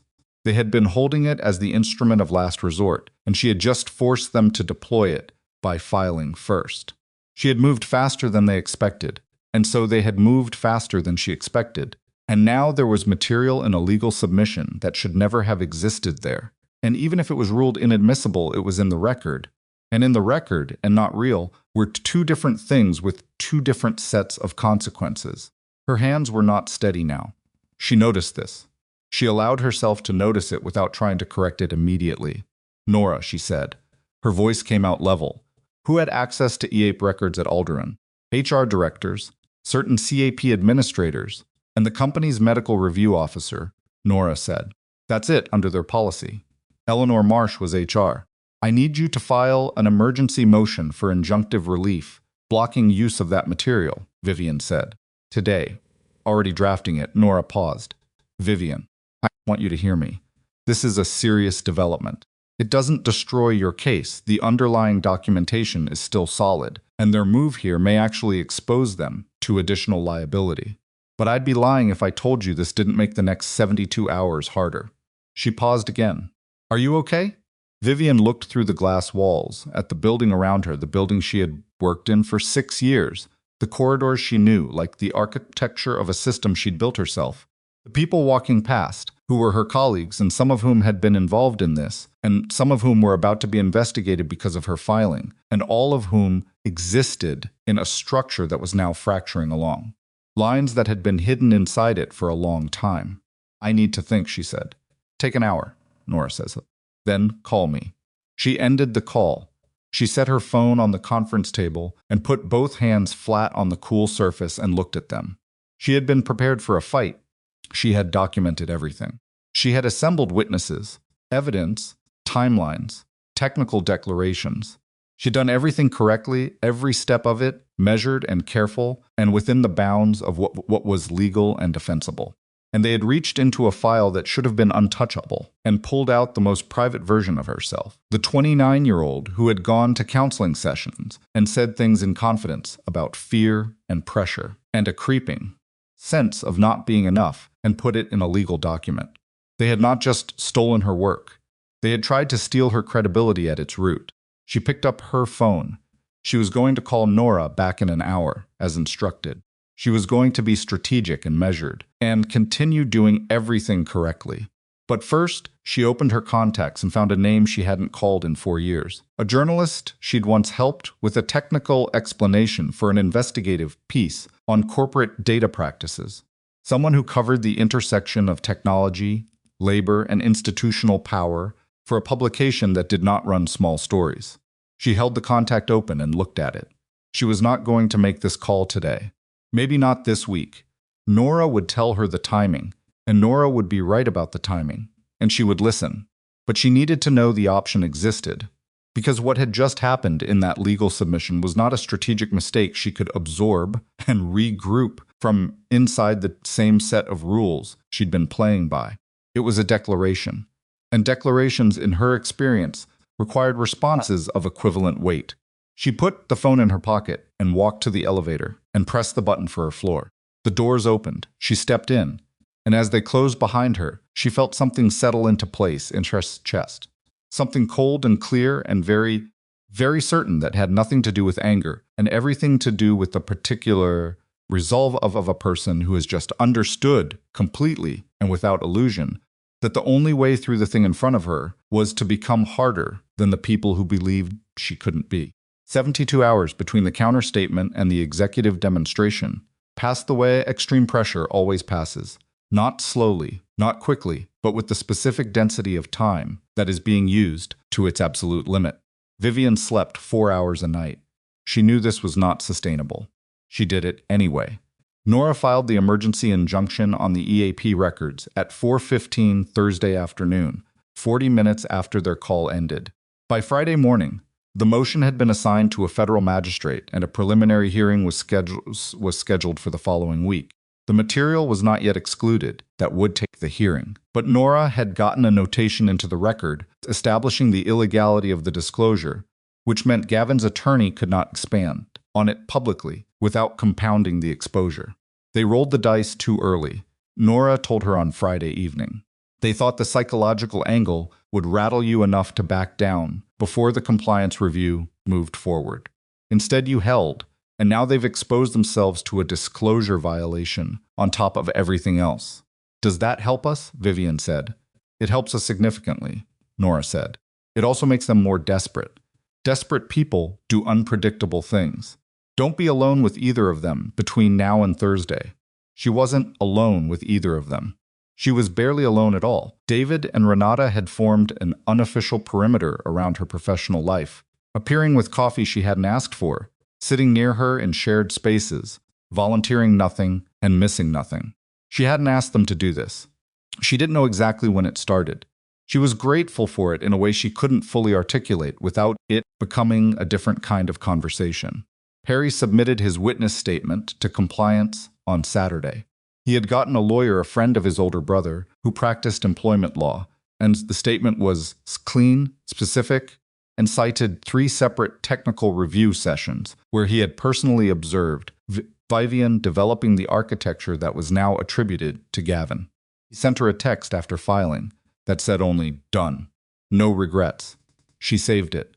Renata's technical declaration ran to 14 pages in its final form. Vivian read all of it. It was the most precise and devastating document she had encountered in the entire process, not because it was emotional, but because it was the opposite. It took the current Meridian implementation and the February design documents side by side and showed, with the specificity of a forensic analysis, that the probability of independent identical development was statistically negligible. Any qualified engineer reading it would arrive at the same conclusion. It was not an argument. It was a proof. She read it twice and then sent Renata a text that said, "This is extraordinary work." Renata replied, "I know, go sleep." She did not sleep. She sat at her kitchen table until 2 in the morning, reviewing the compliance case file and thinking about Thursday. Monday arrived and brought Gavin with it. He appeared at her office door at 8:45. She looked up from her screen and felt her body do the thing bodies do when they've been on sustained alert, a spike of readiness, quick and automatic, before she consciously registered what she was looking at. He was wearing a suit she didn't recognize. New. He'd bought new clothes, which told her something about The state of his finances, relative to how he was managing his psychology spending when things felt out of control, was a pattern she'd observed in him before. He did not knock. He stepped in and closed the door and stood in front of it with his arms at his sides. "I want to know," he said, "if there's any version of this where we stop." She looked at him. "Stop what?" "All of it." His voice was controlled, but it was the thin, deliberate kind that required effort to maintain. "The filings, the investigation, the whatever you're building for Thursday. If we could both step back." "You filed a counterstatement that contained illegally obtained medical records," she said. "That was my attorney's call. I didn't—" "Gavin," she said it without sharpness. Just flatly. "Stop." He stopped. "Your attorney doesn't make unauthorized disclosures of confidential records without being instructed by his client to use them," she said. "That's not how attorneys work. You know that, and I know that. So let's not do this version of the conversation." His jaw moved. Something passed and through his expression that was close to shame. She'd seen that expression before, in the early years of their marriage, when she'd called him on something, and he'd had nowhere to go with it. The difference was that in the early years it had sometimes been genuine. She no longer had any way to know which experiences with him had been genuine and which had been performance, and she had stopped trying to sort them. "What do you want?" he said. Low. Almost quiet enough to be something other than a demand. "I want what I'm pursuing through the appropriate legal and institutional channels," she said. "And I'd like you to leave my office." "Vivian." He took one step toward her desk. "I'm going to lose everything." She looked at him. At the face she'd woken up next to for 3 years. The person she had genuinely loved, in the complete and unguarded way that you love someone when you believe they are safe to love without reservation. She felt the weight of that, really felt it. Let it move through her without stopping it, and then she said, "You made choices for at least 14 months that put you here. You stole my work. You used my confidential medical history as a weapon. You are not losing everything. You are experiencing consequences." Stared at her. "Please leave," she said. He left. She turned back to her screen and stared at it, without seeing it, for approximately 90 seconds. Then she blinked, found her place in the document she'd been reading, and kept working. Tuesday brought the compliance officer's preliminary findings. She received them through Nora at 11 a.m., a 14-page interim report that was technically confidential to the parties, but which Nora walked her through on the phone with the specific cadence of someone who had read it twice and wanted to. Make sure Vivian understood both what it said and what it strategically meant. The preliminary findings were: the documentation supported a credible claim of intellectual property misattribution. The email chain between Kessler and Gavin constituted evidence of coordinated concealment. Perry's statement and Renata's declaration were admitted as corroborating materials. Counterstatement's psychological material had been flagged to the company's legal department for review of how it was obtained. Martin Kessler had been placed on administrative leave pending the conclusion of the review. "They placed Kessler on leave," Vivian said. "This morning," Nora confirmed. Vivian sat with that. "Does Gavin know?" "He would have been informed. His attorney certainly has been." A pause. Vivian. "Preliminary findings don't bind the outcome, but they establish what the investigation has found so far. The executive demonstration is Thursday. Whatever happens in that room will become part of the record. The compliance officer has already requested observation access, which Whitfield approved. A compliance officer will be in the room during the demonstration, observing, not participating, but present." Nora paused. "How are you doing?" "I'm ready," Vivian said. "That's not what I asked." "I know," Vivian said. "I'm ready. That's the most honest answer I can give you." Wednesday night, 10 p.m. She was in her apartment with 3 monitors open, running through the Meridian architecture in her head, the way she used to run through systems before major deployments, not reviewing notes, but thinking, holding the entire structure in working memory, testing it from multiple angles, identifying every point where someone without her specific knowledge would have made a different choice. She needed to know the weaknesses, not her weaknesses, Gavin's, the places where he would fail if pushed. There were 7 of them. She knew all 7. She had known them since the moment she watched him freeze in the all-hands meeting, when she asked about the node weighting parameters. She had not pressed then. She was saving pressure for a room with more witnesses and higher stakes. Her phone rang at 10:47. It was an unknown number, but the area code was local. She answered, "Miss Cross." A man's voice, slightly breathless. "This is Raymond Gould. I'm a database administrator. I've been contracting with Alderaan for about 8 months on the Meridian infrastructure build. I'm sorry. I'm not sure who else to call." He paused. "Something happened today that I think you need to know about." She set down her pen. "Go ahead." Gavin's team, they pushed an unauthorized change to the Meridian live environment this afternoon. I was the one who processed the deployment request. I flagged it to my supervisor because the change touched core architecture components and wasn't in the approved changelog, but my supervisor told me to process it anyway. His voice was tight. I kept the logs, both the original and the altered versions. I have timestamps. Her hand was very still on the desk surface. What components did they change? The load distribution model. The node weighting, he paused. They changed the parameters. She understood immediately. Completely. They had changed the parameters because they had realized too late, under the pressure of her questions in the all-hands meeting, that the specific values she had engineered were ones they couldn't explain and couldn't defend. So they had altered them, moved away from her implementation towards something more conventional that Gavin could speak to with basic architectural knowledge. Made the system look less like her design. Except they didn't understand what they were changing. They understood the parameters as data points. They did not understand why she had chosen those specific values. The load distribution model she'd developed was counterintuitive in exactly the way that elegant engineering often is. And the conventional alternative they'd moved toward was going to create a pressure point under high currency conditions that would not be apparent in controlled testing and would become catastrophic under real enterprise load. "Mr. Gould," she said carefully, "the change they made in your professional assessment, does it affect the system's stability under high load conditions?" A pause. "Yes, significantly. I flagged that too and was told the engineers had approved it." "Which engineers?" "The sign-off on the deployment log says Gavin Holt." She was quiet for a moment. "Do you have everything you just described documented? The original parameters, the altered values, the deployment request, the timestamps, your flagged concerns. All of it. I keep every version. I need you to send those logs to this email address tonight." She gave him Nora's address. "Copy me and Mr. Gould. I'd like to put you in contact with my attorney tomorrow morning. You should not be in this position without your own legal protection." He exhaled. "Yeah, okay. Yeah. Thank you for calling." She ended the call and sat for a moment looking at her monitors. They had altered the system.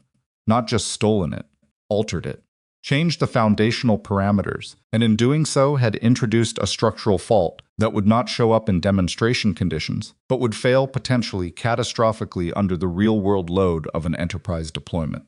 And they had done this to cover their tracks, to make the system look less identifiably like hers, without understanding that the thing they were dismantling was the thing that made it work. The live demonstration was in less than 20 hours. Called Nora. It went to voicemail. She left a detailed message and sent a follow-up text flagged urgent. Then she sat and thought about Thursday, with a focus so complete and so cold that she barely noticed the time moving until she looked up and it was past midnight, and the city outside had gone to its particular quiet. She went to bed. She lay in the dark and stared at the ceiling and thought about what she was going to do in that boardroom, and the shape of it came to her clearly, like a system architecture settling into its final form, not perfect, not without risk, but sound.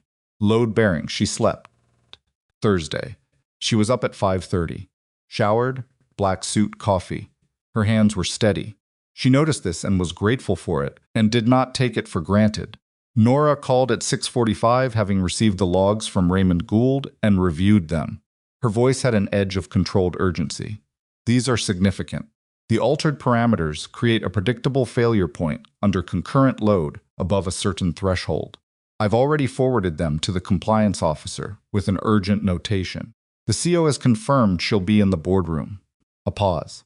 "Vivian, they've handed you the demonstration." "I know," Vivian said. "Don't be early. Be exactly on time. Let them set up. Let them start. Let the situation develop before you engage." The compliance officer will be watching everything. Nora. Vivian put her cup down. If the system fails in the demonstrations, it's going to fail, Nora said. Raymond's analysis clear.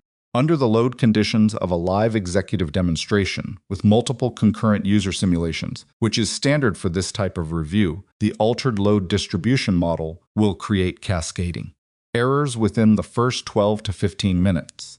Vivian had known this. Hearing it confirmed was different. When it does, Nora said, you stay calm. You don't move toward the problem. You let it develop until someone asks you directly. Then you explain everything. Everything, Vivian said. Every piece of it. The original architecture. The changes that were made and why they create the failure. The documentation that establishes who made which decisions and when. Compliance officer is there to observe. Whitfield will be there. Let them see you answer questions that no one else in that room can answer. She drove to work in the particular morning light of a late autumn Thursday. In Chicago, flat, gray, honest, the kind of light that doesn't flatter anything.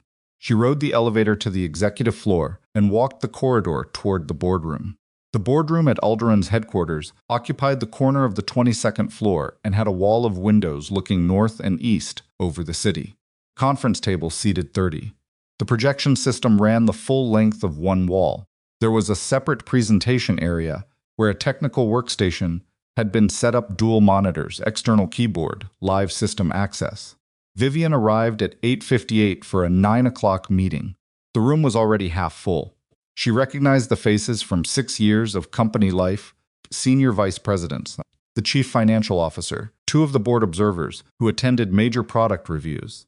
She recognized the compliance officer, a woman named Sarah Briggs, whom she'd spoken with once by phone, sitting to one side of the room with a laptop and a posture that communicated professional neutrality with precision. She recognized James Whitfield at the head of the table, reviewing something on his phone with the self-contained attention of a person who was not performing composure, but simply had it. She took a seat toward the middle of the table. Not the head, not the edges. Centers. David and Renata were in the room. They had standing invites as senior engineers. David sat 3 chairs from her. He caught her eye once, briefly, and looked away. Gavin arrived at 9:02 with Sienna and 2 members of their team. He was dressed well, the new suit again, navy, pressed to the kind of precision that takes real effort. He moved with the deliberate ease of someone who had been rehearsing confidence since early morning. His eyes found Vivian across the room. She looked back at him without expression and then looked at the projection wall. Sienna sat down without looking at Vivian at all. One of the board observers, a man named Harrison Cross, who had no relation to Vivian and who had been on Alderun's board since before she joined, said at 9:05, I believe we're ready. Gavin, whenever you'd like to begin. Gavin stood. He began well. She gave him that. He was compelling in the way that certain people are compelling, regardless of whether they understand what they're saying, voice modulated, eye contact distributed, language that moved quickly enough through technical concepts to convey authority without inviting examination. He'd been coached. She could see the coaching in the pacing, in the way he paused before certain terms, as though choosing them carefully rather than because he needed time to. He had spent 72 hours with someone who'd explained the system to him in terms he could reproduce. Problem with reproducing an explanation is that you can only go as deep as the person who explained it. And whoever had briefed Gavin on Meridian in the last 3 days had understood it at the level of a competent engineer looking at someone else's system, which is to say, at the level of its visible behavior, not its foundational logic. She sat with her hands in her lap and watched him present. The system was live on the technical workstation, real-time performance metrics, visible on the secondary monitor. For the first 8 minutes, the metrics were normal, stable. She watched them with the peripheral attention she usually reserved for systems in the early stages of a load event, not focused, just aware, alert to the first sign of divergence. It came at 11 minutes and 40 seconds. She knew it, for the monitor showed it not because she was watching the screen, but because the room's quality of attention shifted in the specific way it shifts when something has gone wrong and not everyone knows it yet. One of the technical staff at the workstation leaned slightly forward. A second person looked at the primary monitor, and then at the secondary, and then back at the primary. Gavin was mid-sentence about the system's scaling architecture. The first error code appeared in the lower right corner of the secondary monitor, then a second. Then the primary display refreshed, and the performance metrics showed a cascade beginning the load distribution, starting to collapse inward from the altered node weighting parameters. The system attempting to rebalance and failing to rebalance because the logic it was using was no longer the logic it had been built around. Someone at the far end of the table said quietly, "Is that?" Primary display went red. Not completely, this was a sophisticated system, and it had failsafes that prevented total collapse, which she had built in, and which were now doing the only thing they could do, which was contain the damage rather than prevent it. Error messages populated across the screen in the specific pattern she had designed the alert system to produce a pattern she could read like a language. Gavin stopped talking. The room was the kind of silent that has mass. Harrison Cross said, with the careful precision of a board member who has sat in many rooms where things went wrong and has learned that the first question asked in those rooms tends to define the investigation that follows. What is happening to the system? One of Gavin's team members was at the workstation. He typed something. The errors continued. He typed something else. Cascade deepened. She watched him try 2 approaches. She'd have known immediately were insufficient, and then look at Gavin with the expression of someone who had just understood that the person at the front of the room could not tell him what to do. Gavin said, "Where it's a load testing artifact. We can..." "It's not a load testing artifact," said David Fawn from 3 seats to Vivian's left.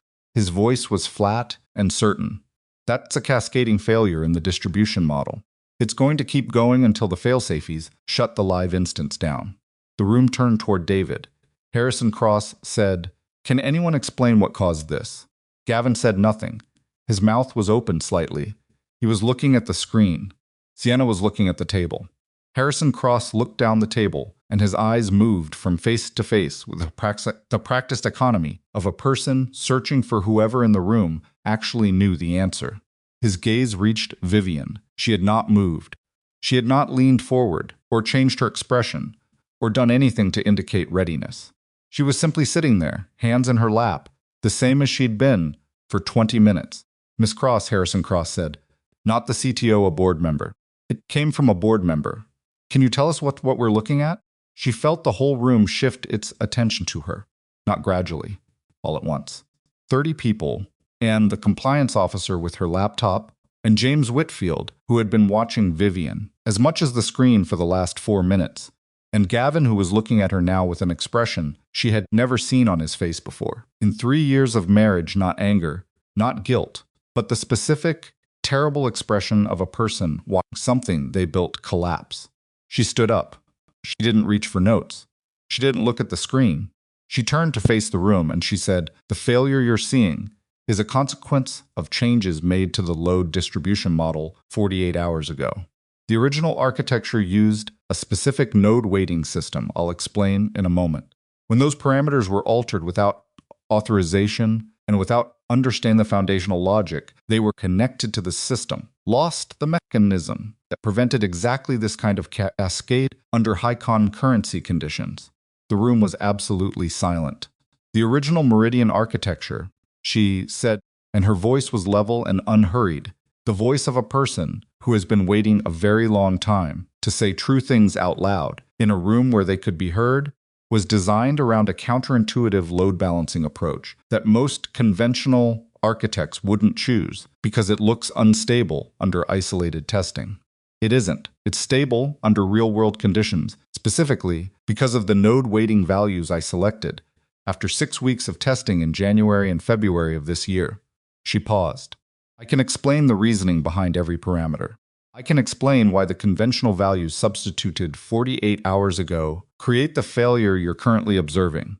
And I can show you the original design documentation, video records, version histories, peer review materials, establishing that I built this system."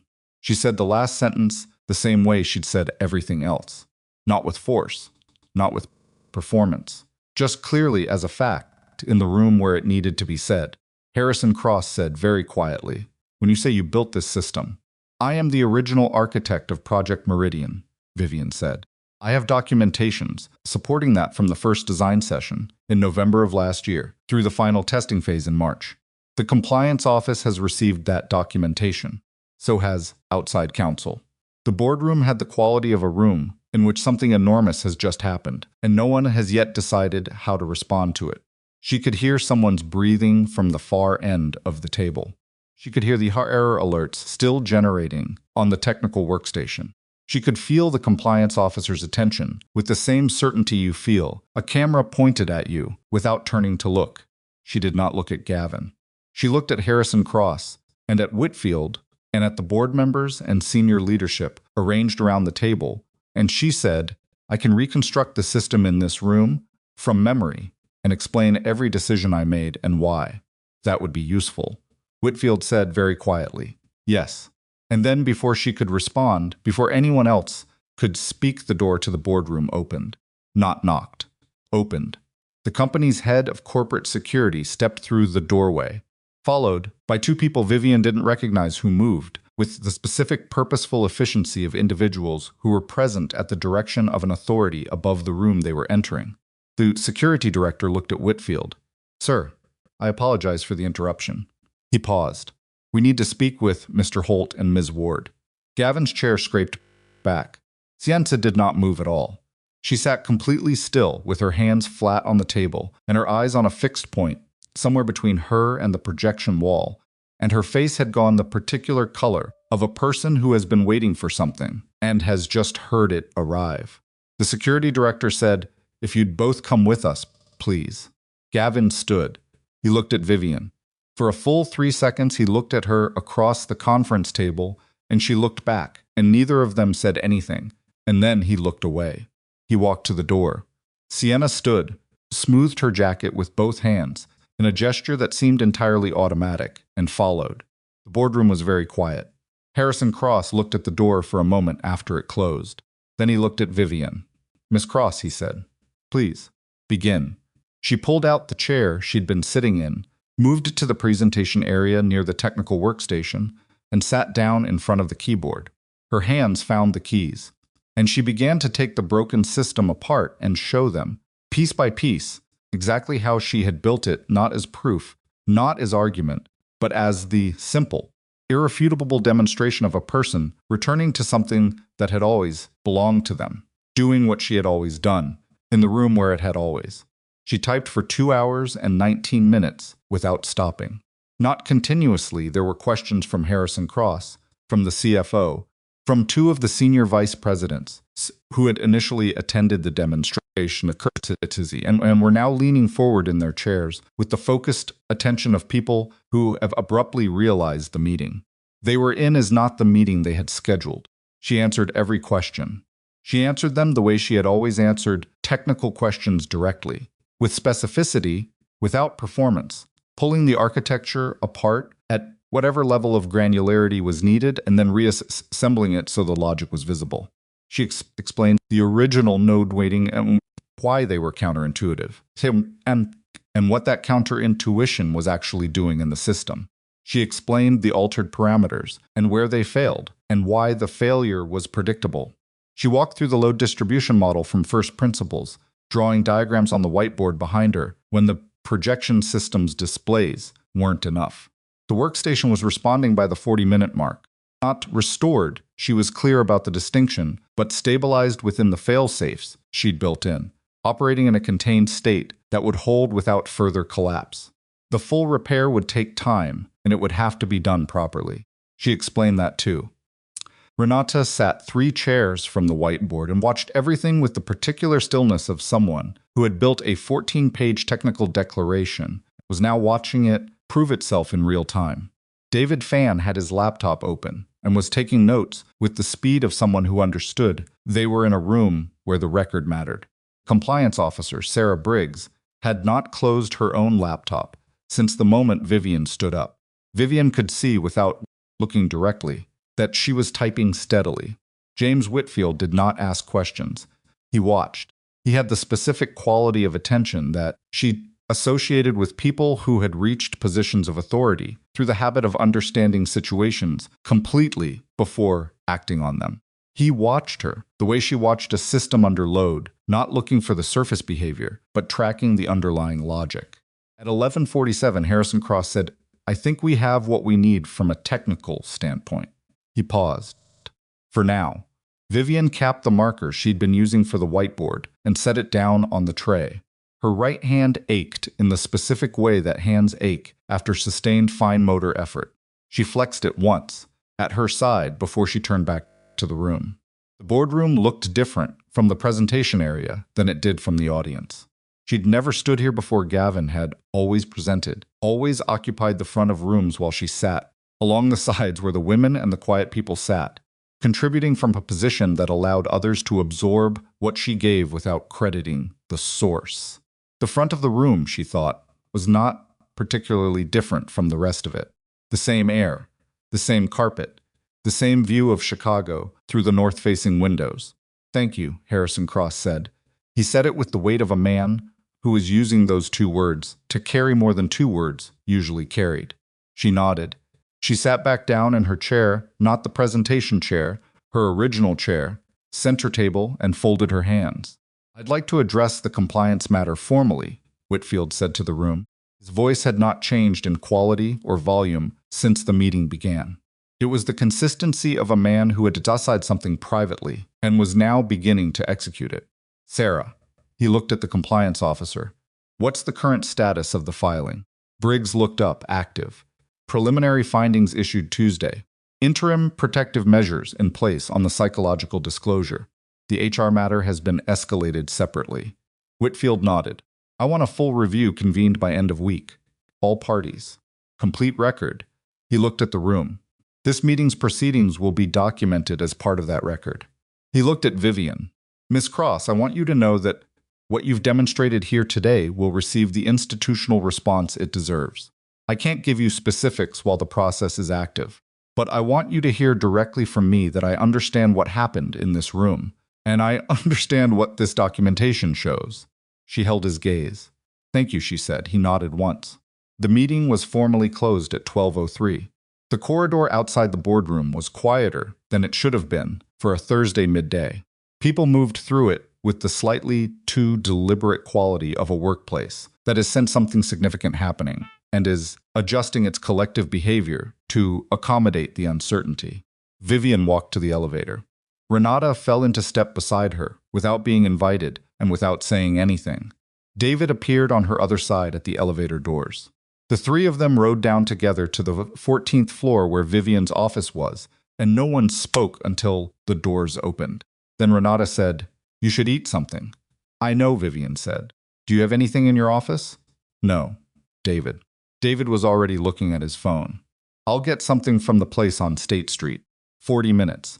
Vivian looked at both of them. Her chest felt tight in a way that had nothing to do with the suit or the tension or the 2 hours at the whiteboard. "You don't have to—" "We know," Renata said, in a tone that ended that sentence. They walked Vivian to her office, and then left to get food she probably couldn't eat, and she sat at her desk and put her face in her hands for approximately 30 seconds, not crying, not quite, something adjacent to it. The physical release of a person whose body has been operating past its limits and has been informed that the immediate crisis is for the moment over. Then she picked up her phone and called Nora. The account of the meeting took 25 minutes.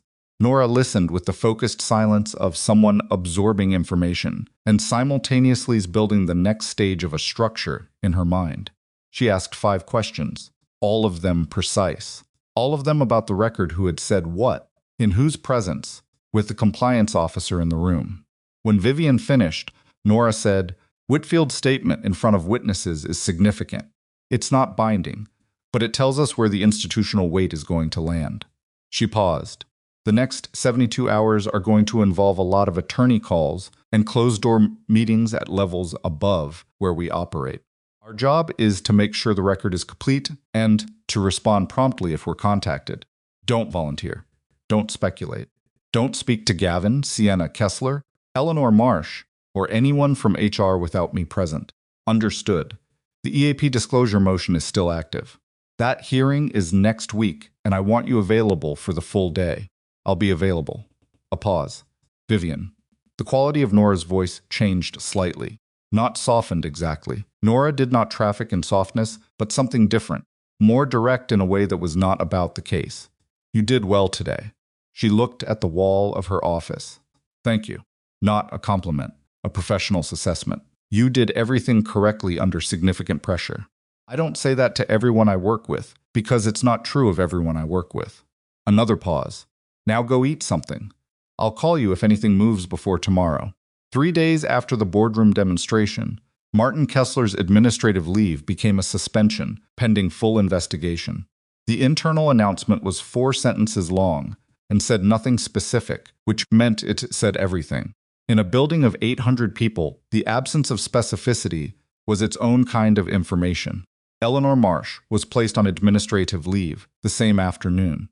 6. Vivian received this information from David, who heard it from someone in finance, who had heard it in a corridor conversation that probably shouldn't have happened where it happened. She filed it without reaction. She had stopped being surprised by the speed of institutional consequence when institutional consequence had finally been triggered by someone with sufficient authority to trigger it. On the 4th day, Gavin's termination was announced.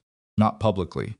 A brief communication to department heads, citing violations of company policy, professional misrepresentation, and conduct inconsistent with Alderan standards. The termination was effective immediately.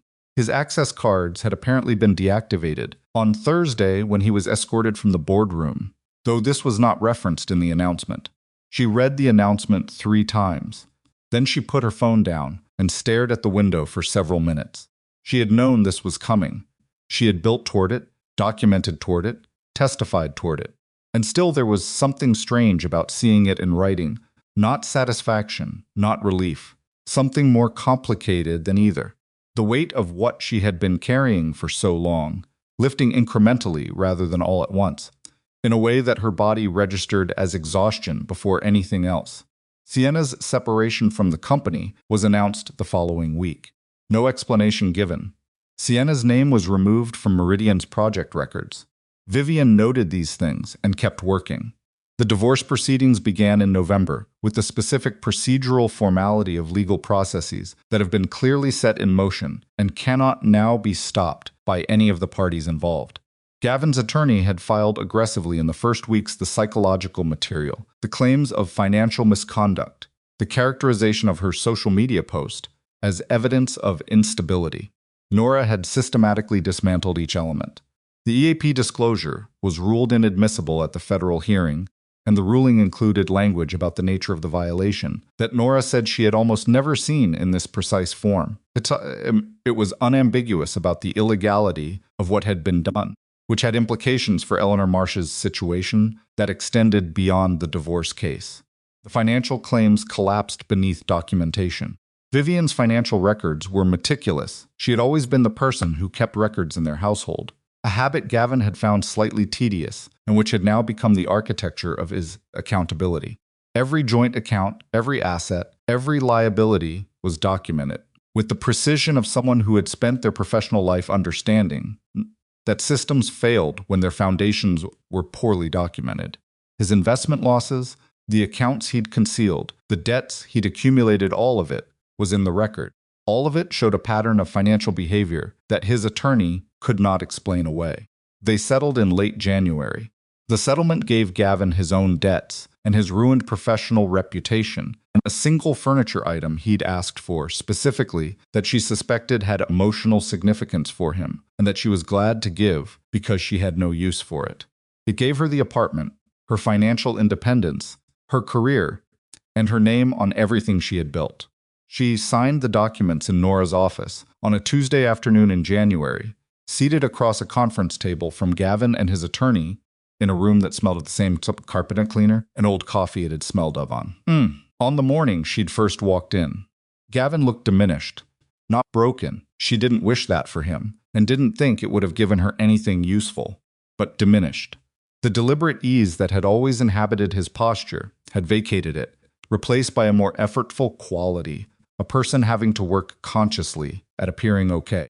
He'd lost something, not just the position, not just the marriage, but some fundamental assumption about how the world operated relative to himself that had apparently been load-bearing in his identity. She didn't feel sorry for him. She didn't feel triumphant either. She felt something quieter and more complete than either the specific feeling of a person who has walked through a very hard thing and come out the other side, and is now standing in the ordinary light of an ordinary Tuesday present and intact. She signed her name in 6 places. Her hand was steady. Nora witnessed Gavin signed his name without looking up from the documents. When it was done, his attorney gathered the pages, and there was a brief, strange silence in the conference room, the kind that happens in the aftermath of something that cannot be undone. Gavin pushed his chair back. He stood. He buttoned his jacket. From Siska, the same unconscious gesture she'd watched him make 1,000 times, and for a moment he was so precisely the person she remembered that it was almost disorienting. Then he looked at her. She had expected anger or accusation, or one of the several versions of Gavin's defense mechanisms she'd learned to read over 3 years. Instead, he just looked at her, and what was on his face was something she had not expected and was not entirely prepared for, which was a kind of stripped, exhausted honesty, the expression of a man who had run out of strategy and was left with whatever was actually underneath it. He said, "I did love you. In the beginning." She sat with that. "I know," she said. "I think you did." He nodded once. He picked up his briefcase. He left. She sat in the conference room for 2 minutes after his attorney followed, and then she accepted the coffee Nora's assistant appeared with unprompted, and she sat there and drank it and looked out the window at Michigan Avenue, doing its Thursday thing in January cold, and she let herself be in the room for a little while without doing anything. The internal investigation at Alderaan concluded in February. The report was 47 pages. Nora received a copy through counsel and read it in its entirety before summarizing it for Vivian on a call that lasted an hour and a half. The key findings were, as she had expected, coordinated intellectual property misattribution, deliberate professional defamation, HR complicity in suppressing evidence, and unauthorized disclosure of confidential employee records. Martin Kessler was terminated permanently and referred for potential legal action. Eleanor Marsh resigned before the investigation concluded, which her attorney had apparently advised as the preferable outcome given the exposure. 3 other employees received formal disciplinary action. The report formally identified Vivian Cross as the original architect of Project Meridian. When she read that sentence in the executive summary Nora sent her, 6 words in the middle of a paragraph of institutional language, she sat very still for a long moment. 6 words. Vivian Cross as the original architect. She had built the system in 100 nights and 1,000 hours, and she had watched someone put their name on it, and she had spent months assembling the proof that it was hers, and now it was 6 words in a compliance report that would be filed and archived and referenced in legal proceedings, and eventually forgotten by almost everyone except the people who needed to remember it. She thought that was probably enough. She thought that was, in fact, more than enough. Alderaan offered her a formal recognition, the restored project credit, and a senior promotion, the promotion originally attached to Meridian's successful completion. It was signed by James Whitfield. It was thoughtful, and it was genuine, and she could see in its construction that someone had spent real time on the phrasing. She read the letter twice. Then she made a call. She met with Whitfield in person on a Wednesday morning, in the same conference room where they'd first spoken, the glass-walled room on the 18th floor where she'd stood alone after Nora's call about the EAP records, and felt the floor shift beneath a plan she'd believed was solid. She was not interested in the floor shifting now. She knew what the floor was made of. Whitfield was already seated when she arrived. He had 2 cups of coffee on the table. He pushed one toward her. When she sat down, she accepted it. "You're going to decline," he said. It wasn't entirely a question. "Yes," she said. He nodded. He didn't argue or perform surprise. He turned his coffee cup once on the table, looking at it. "Can I ask why?" She thought about how to answer this honestly. "Because the version of me that would accept that promotion is the version of me that existed before any of this happened," she said. "And that version of me had made a career out of building things for other people to put their names on. The promotion was designed for that version. It's a correction. I appreciate it as a correction. But I don't want to keep working in a building where I needed a formal investigation to establish that I built something." Whitfield was quiet for a moment. "That's fair," he said. I want you to know that what happened here was not representative of how this company intends to operate. I believe you believe that, she said, not unkindly. He looked at her. What are you going to do? She had been waiting for someone to ask her this directly.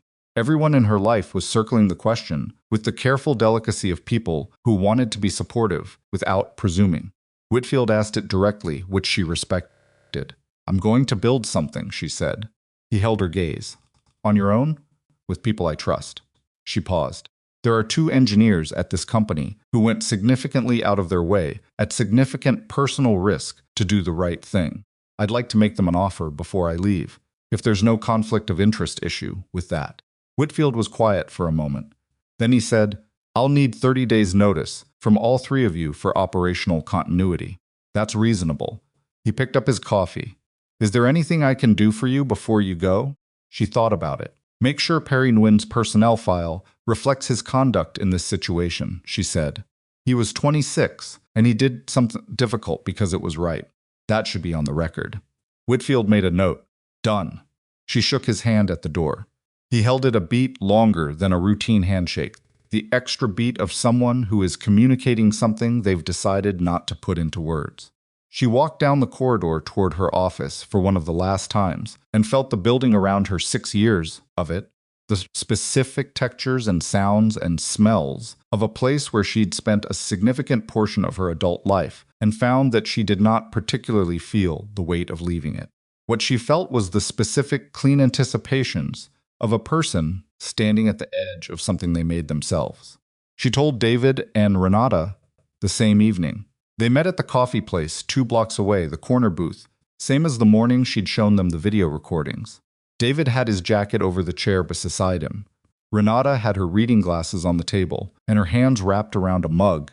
The place was warm and slightly too loud and smelled like espresso and the particular yeast and warmth of fresh bread from the bakery next door. She told them what she was doing. She told them what she was asking. David looked at her across the table for a long moment. He was 38 years old and had been at Alderaan for 7 years, and was probably, she thought, more professionally comfortable where he was than anywhere else he'd been. She had considered this. She was not asking lightly. He said, "What's the equity structure?" she told him. He said, "When do you need an answer by?" "End of the week." He nodded. He picked up his coffee. Okay. Renata had been watching this exchange with the expression she used when she was letting other people speak because she'd already reached her conclusion. When Vivian looked at her, she said, "I was waiting for you to do this. I didn't know how long it would take." She paused. "I'll need to negotiate my notice period. I have an active project in a critical phase." 30 days, Vivian said. "Same for everyone." "Then yes," Renata said simply. Vivian sat in the warmth of the coffee place with these 2 people who had put themselves at risk for something that was right, and she felt the specific quality of gratitude that doesn't express itself in sentiment, but in action, in the commitment to build something that made the risk worth what it cost. Crossline Systems, she said. It was the name she'd been carrying in her head for 3 weeks, since the night she'd sat in her apartment after the boardroom and stared at the ceiling and understood finally what the next version of her life was going to be called.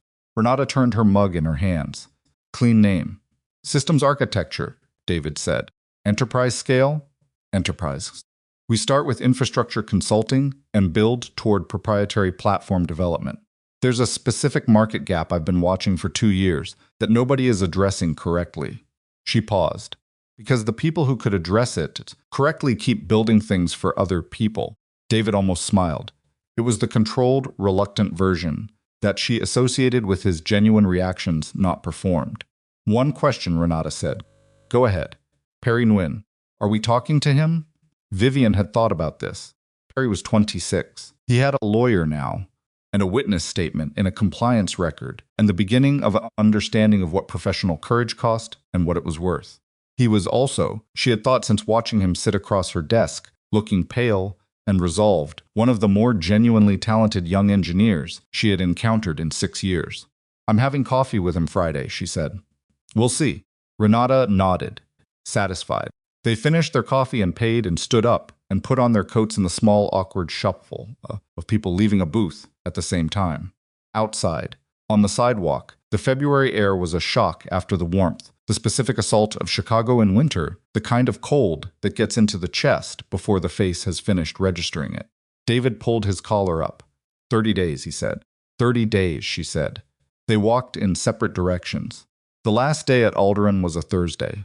She had chosen this without conscious deliberation, but she noticed it afterward the same day of the week as the boardroom demonstration, which had been the same day of the week as a great many things she did not intend to keep assigning significance to. She cleared her office in 2 hours. There was less there than she'd expected. She had apparently, over 6 years, accumulated fewer personal objects in her workspace than she would have guessed. A framed certificate from a professional association, small, succulent, that had somehow survived despite her inconsistent attention. 2 books she'd kept for reference. Her whiteboard markers in the specific colors she used for architecture diagrams. She packed these things in a box. She cleaned her whiteboard. She left the office keys on the desk. She was in the elevator with her box when her phone vibrated. A social media memory notification. Her phone was set to surface memories from previous years, a feature she'd turned on years ago, and never adjusted. She almost dismissed it. She opened it. The beach photograph. She stood in the elevator with the box against her hip and looked at the photograph that had changed everything. Gavin's hands in Sienna's hair, the gold light, the ocean behind them, indifferent and blazing, the accidental or intentional transmission of a truth that had been hidden for 14 months and that she had built her next life from. She looked at it for one moment. It had arrived as the worst night of her life, and it had turned out to be something else entirely, not good, not a gift, not something she was grateful for, in the soft sense that she described silver linings, more like a structural event. An earthquake that destroyed a building she'd been living in that she now understood had not been built to code. The destruction was real. The rebuilding was real.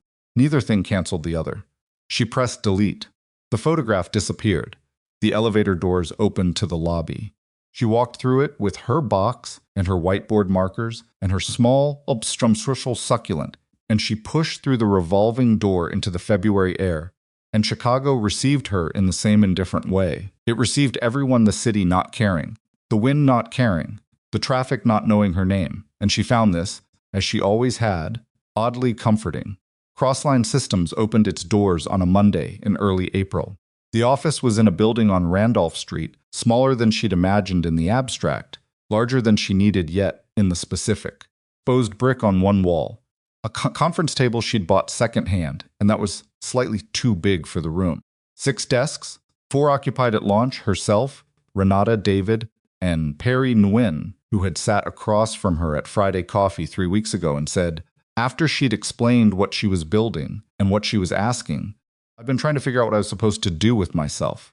I think this might be it. He had said it with the earnest uncertainty of 26, and she had thought, watching him, that earnest uncertainty was one of the most useful professional qualities in an engineer, and that she intended to not waste it. She had told him as much. He had looked surprised, then pleased, then slightly embarrassed at being pleased, which had confirmed her judgment. The opening night was small. She had not organized it as an event. It was not a launch party or a press moment or any of the categories that startup culture had developed for marking beginnings. It was simply the first evening, and some people who cared about her came. Her parents arrived first. Her mother in the coat she wore for significant occasions.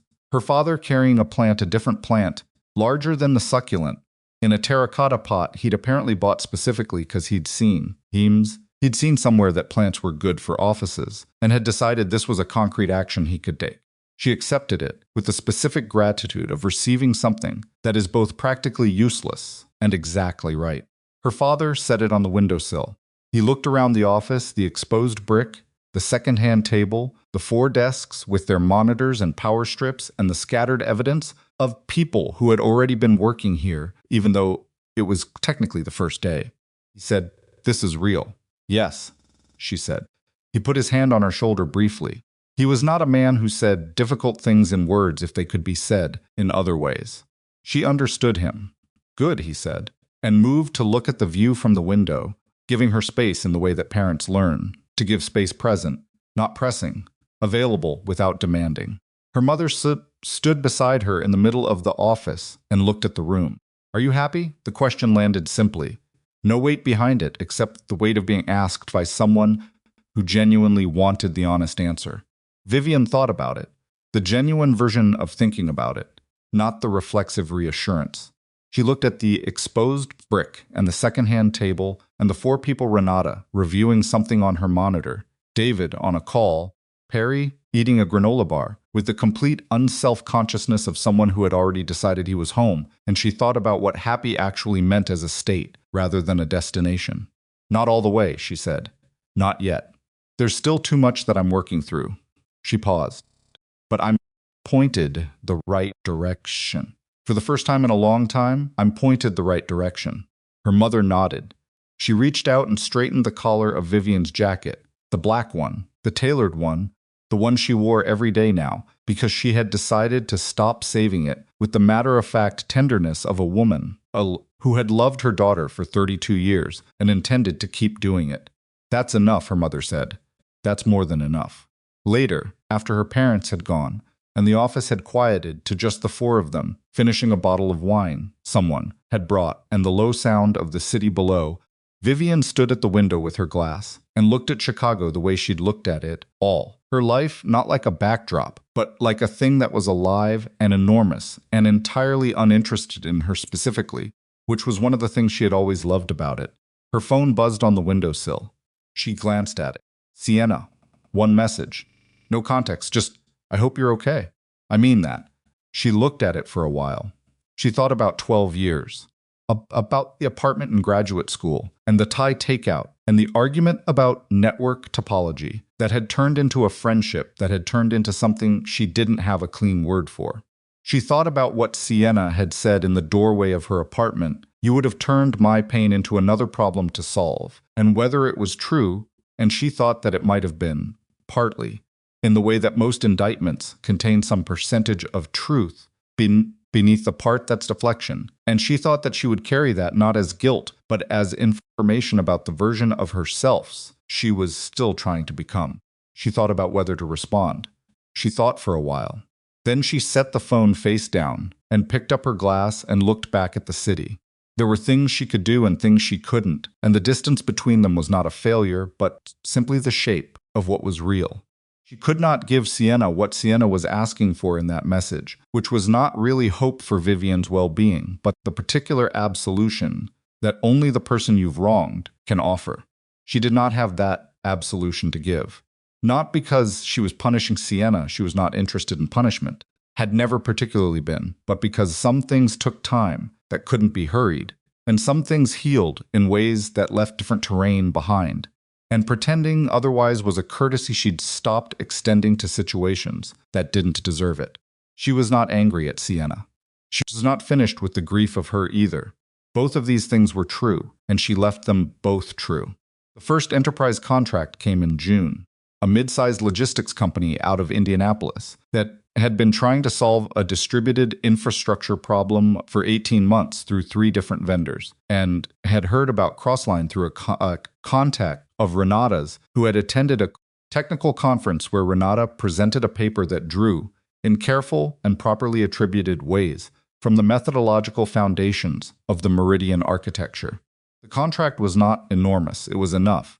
She signed it at the second-hand conference table with Renata and David on either side of her and Perry, making coffee in the background, with the focused efficiency of someone who had decided that keeping the coffee going was a contribution he could make while the adults did the formal part.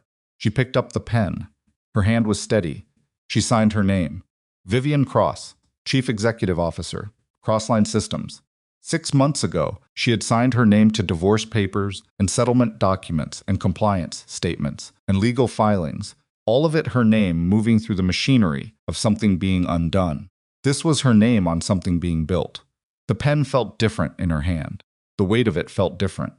Not heavier or lighter, but more precisely located, as though the balance point she'd been searching for had finally settled into a place she could feel without thinking about it. She capped the pen. She set it on the table. Renata said first one, flat certain, the way Renata said things that mattered to her. First one, Vivian said. David opened the wine. It was Tuesday afternoon, and this was mildly irresponsible, and they did it anyway. Perry came over from the kitchen area with 4 mismatched glasses that he distributed without sixing slightly, sloshing slightly because he was 26 and pouring wine while also trying to not spill. And he looked at Vivian across the rim of his glass with the expression of someone who had done something difficult and was now on the other side of it and was beginning to understand what the other side looked like. To first ones, David said. They drank. Outside the windows, Chicago was doing what it always did in June, burning and blooming simultaneously. The city in its best seasonal performance, lakefront light coming off the water and lifting everything. She could see the lake from the corner of the window if she stood at the right angle. She had started doing this in the mornings, standing at the corner of the window with her first coffee, looking at the water. Water was a system. It was the oldest system. It did not care what was put into it. It received everything and moved and continued. She had been thinking about this lately, not as metaphor, but as engineering. What it meant to be a system that received force and converted it into forward motion. What it cost. What it made possible. She was 32 years old. She had built a career, lost a marriage, lost a friendship she'd believed was permanent, discovered that certain people she trusted had used that trust as a mechanism, and had documented and proven and testified and fought her way through a process that had tested every version of herself she'd ever been. She was not the woman she'd been a year ago. She was not entirely certain yet who she was now. That was a question that would answer itself through action rather than reflection, through the accumulated weight of choices made over time. She knew she was someone who kept records. She knew she was someone who slept better than she had in years. She knew she was someone who did not open every door that knocked. She knew she was someone who had stood at the front of a boardroom and spoken the truth into a room full of people who needed to hear it, without notes, without performance, without anything except the knowledge that she had built something real and real things could be demonstrated. That was enough to start with. More than enough. She set her glass down on the windowsill beside the large terracotta plant her father had brought on opening night, doing better than the succulent. She had been watering it more consistently, a fact she found mildly significant without overstating it, and she looked at the city below and the water beyond it and the June light doing what June light does, making everything appear briefly possible. Her phone lit up on the windowsill. She glanced at it. Calendar notification. The Meridian project had gone live at Aldrin that morning, fully rebuilt under her original architecture, attributed correctly in all internal and public documentation. She'd received a formal email from Whitfield's office 2 weeks ago. She'd read it, filed it, and moved on. She had not needed to see it succeed. She had known it would succeed because she had built it to succeed, and knowledge of a thing and observation of a thing were, at a certain level of confidence, the same. She turned the phone face down. She picked up her wine. She looked at the room, the exposed brick, the second-hand table, the contract on its surface, the 3 people who had made this room what it was and would make it more. And she felt, not happiness exactly, not the clean, uncomplicated version, but something she had more respect for than happiness. The particular satisfaction of a person who has done hard things correctly and is now standing in the consequence of that and recognizing it for what it is. Not a victory, not an ending. The beginning of the thing she had been working toward all along, which was simply this: her name on what she built, her decisions about where to go next, her life operating at the level it had always been capable of, not because anyone had finally recognized it, but because she had stopped arranging herself around people who needed her smaller. She was pointed the right direction. That was enough. She took a sip of wine. Outside, Chicago kept going. The lake caught the light and threw it back. The city breathed. And Vivian Cross stood in the middle of what she'd made and stayed there, present and intact, and did not look back.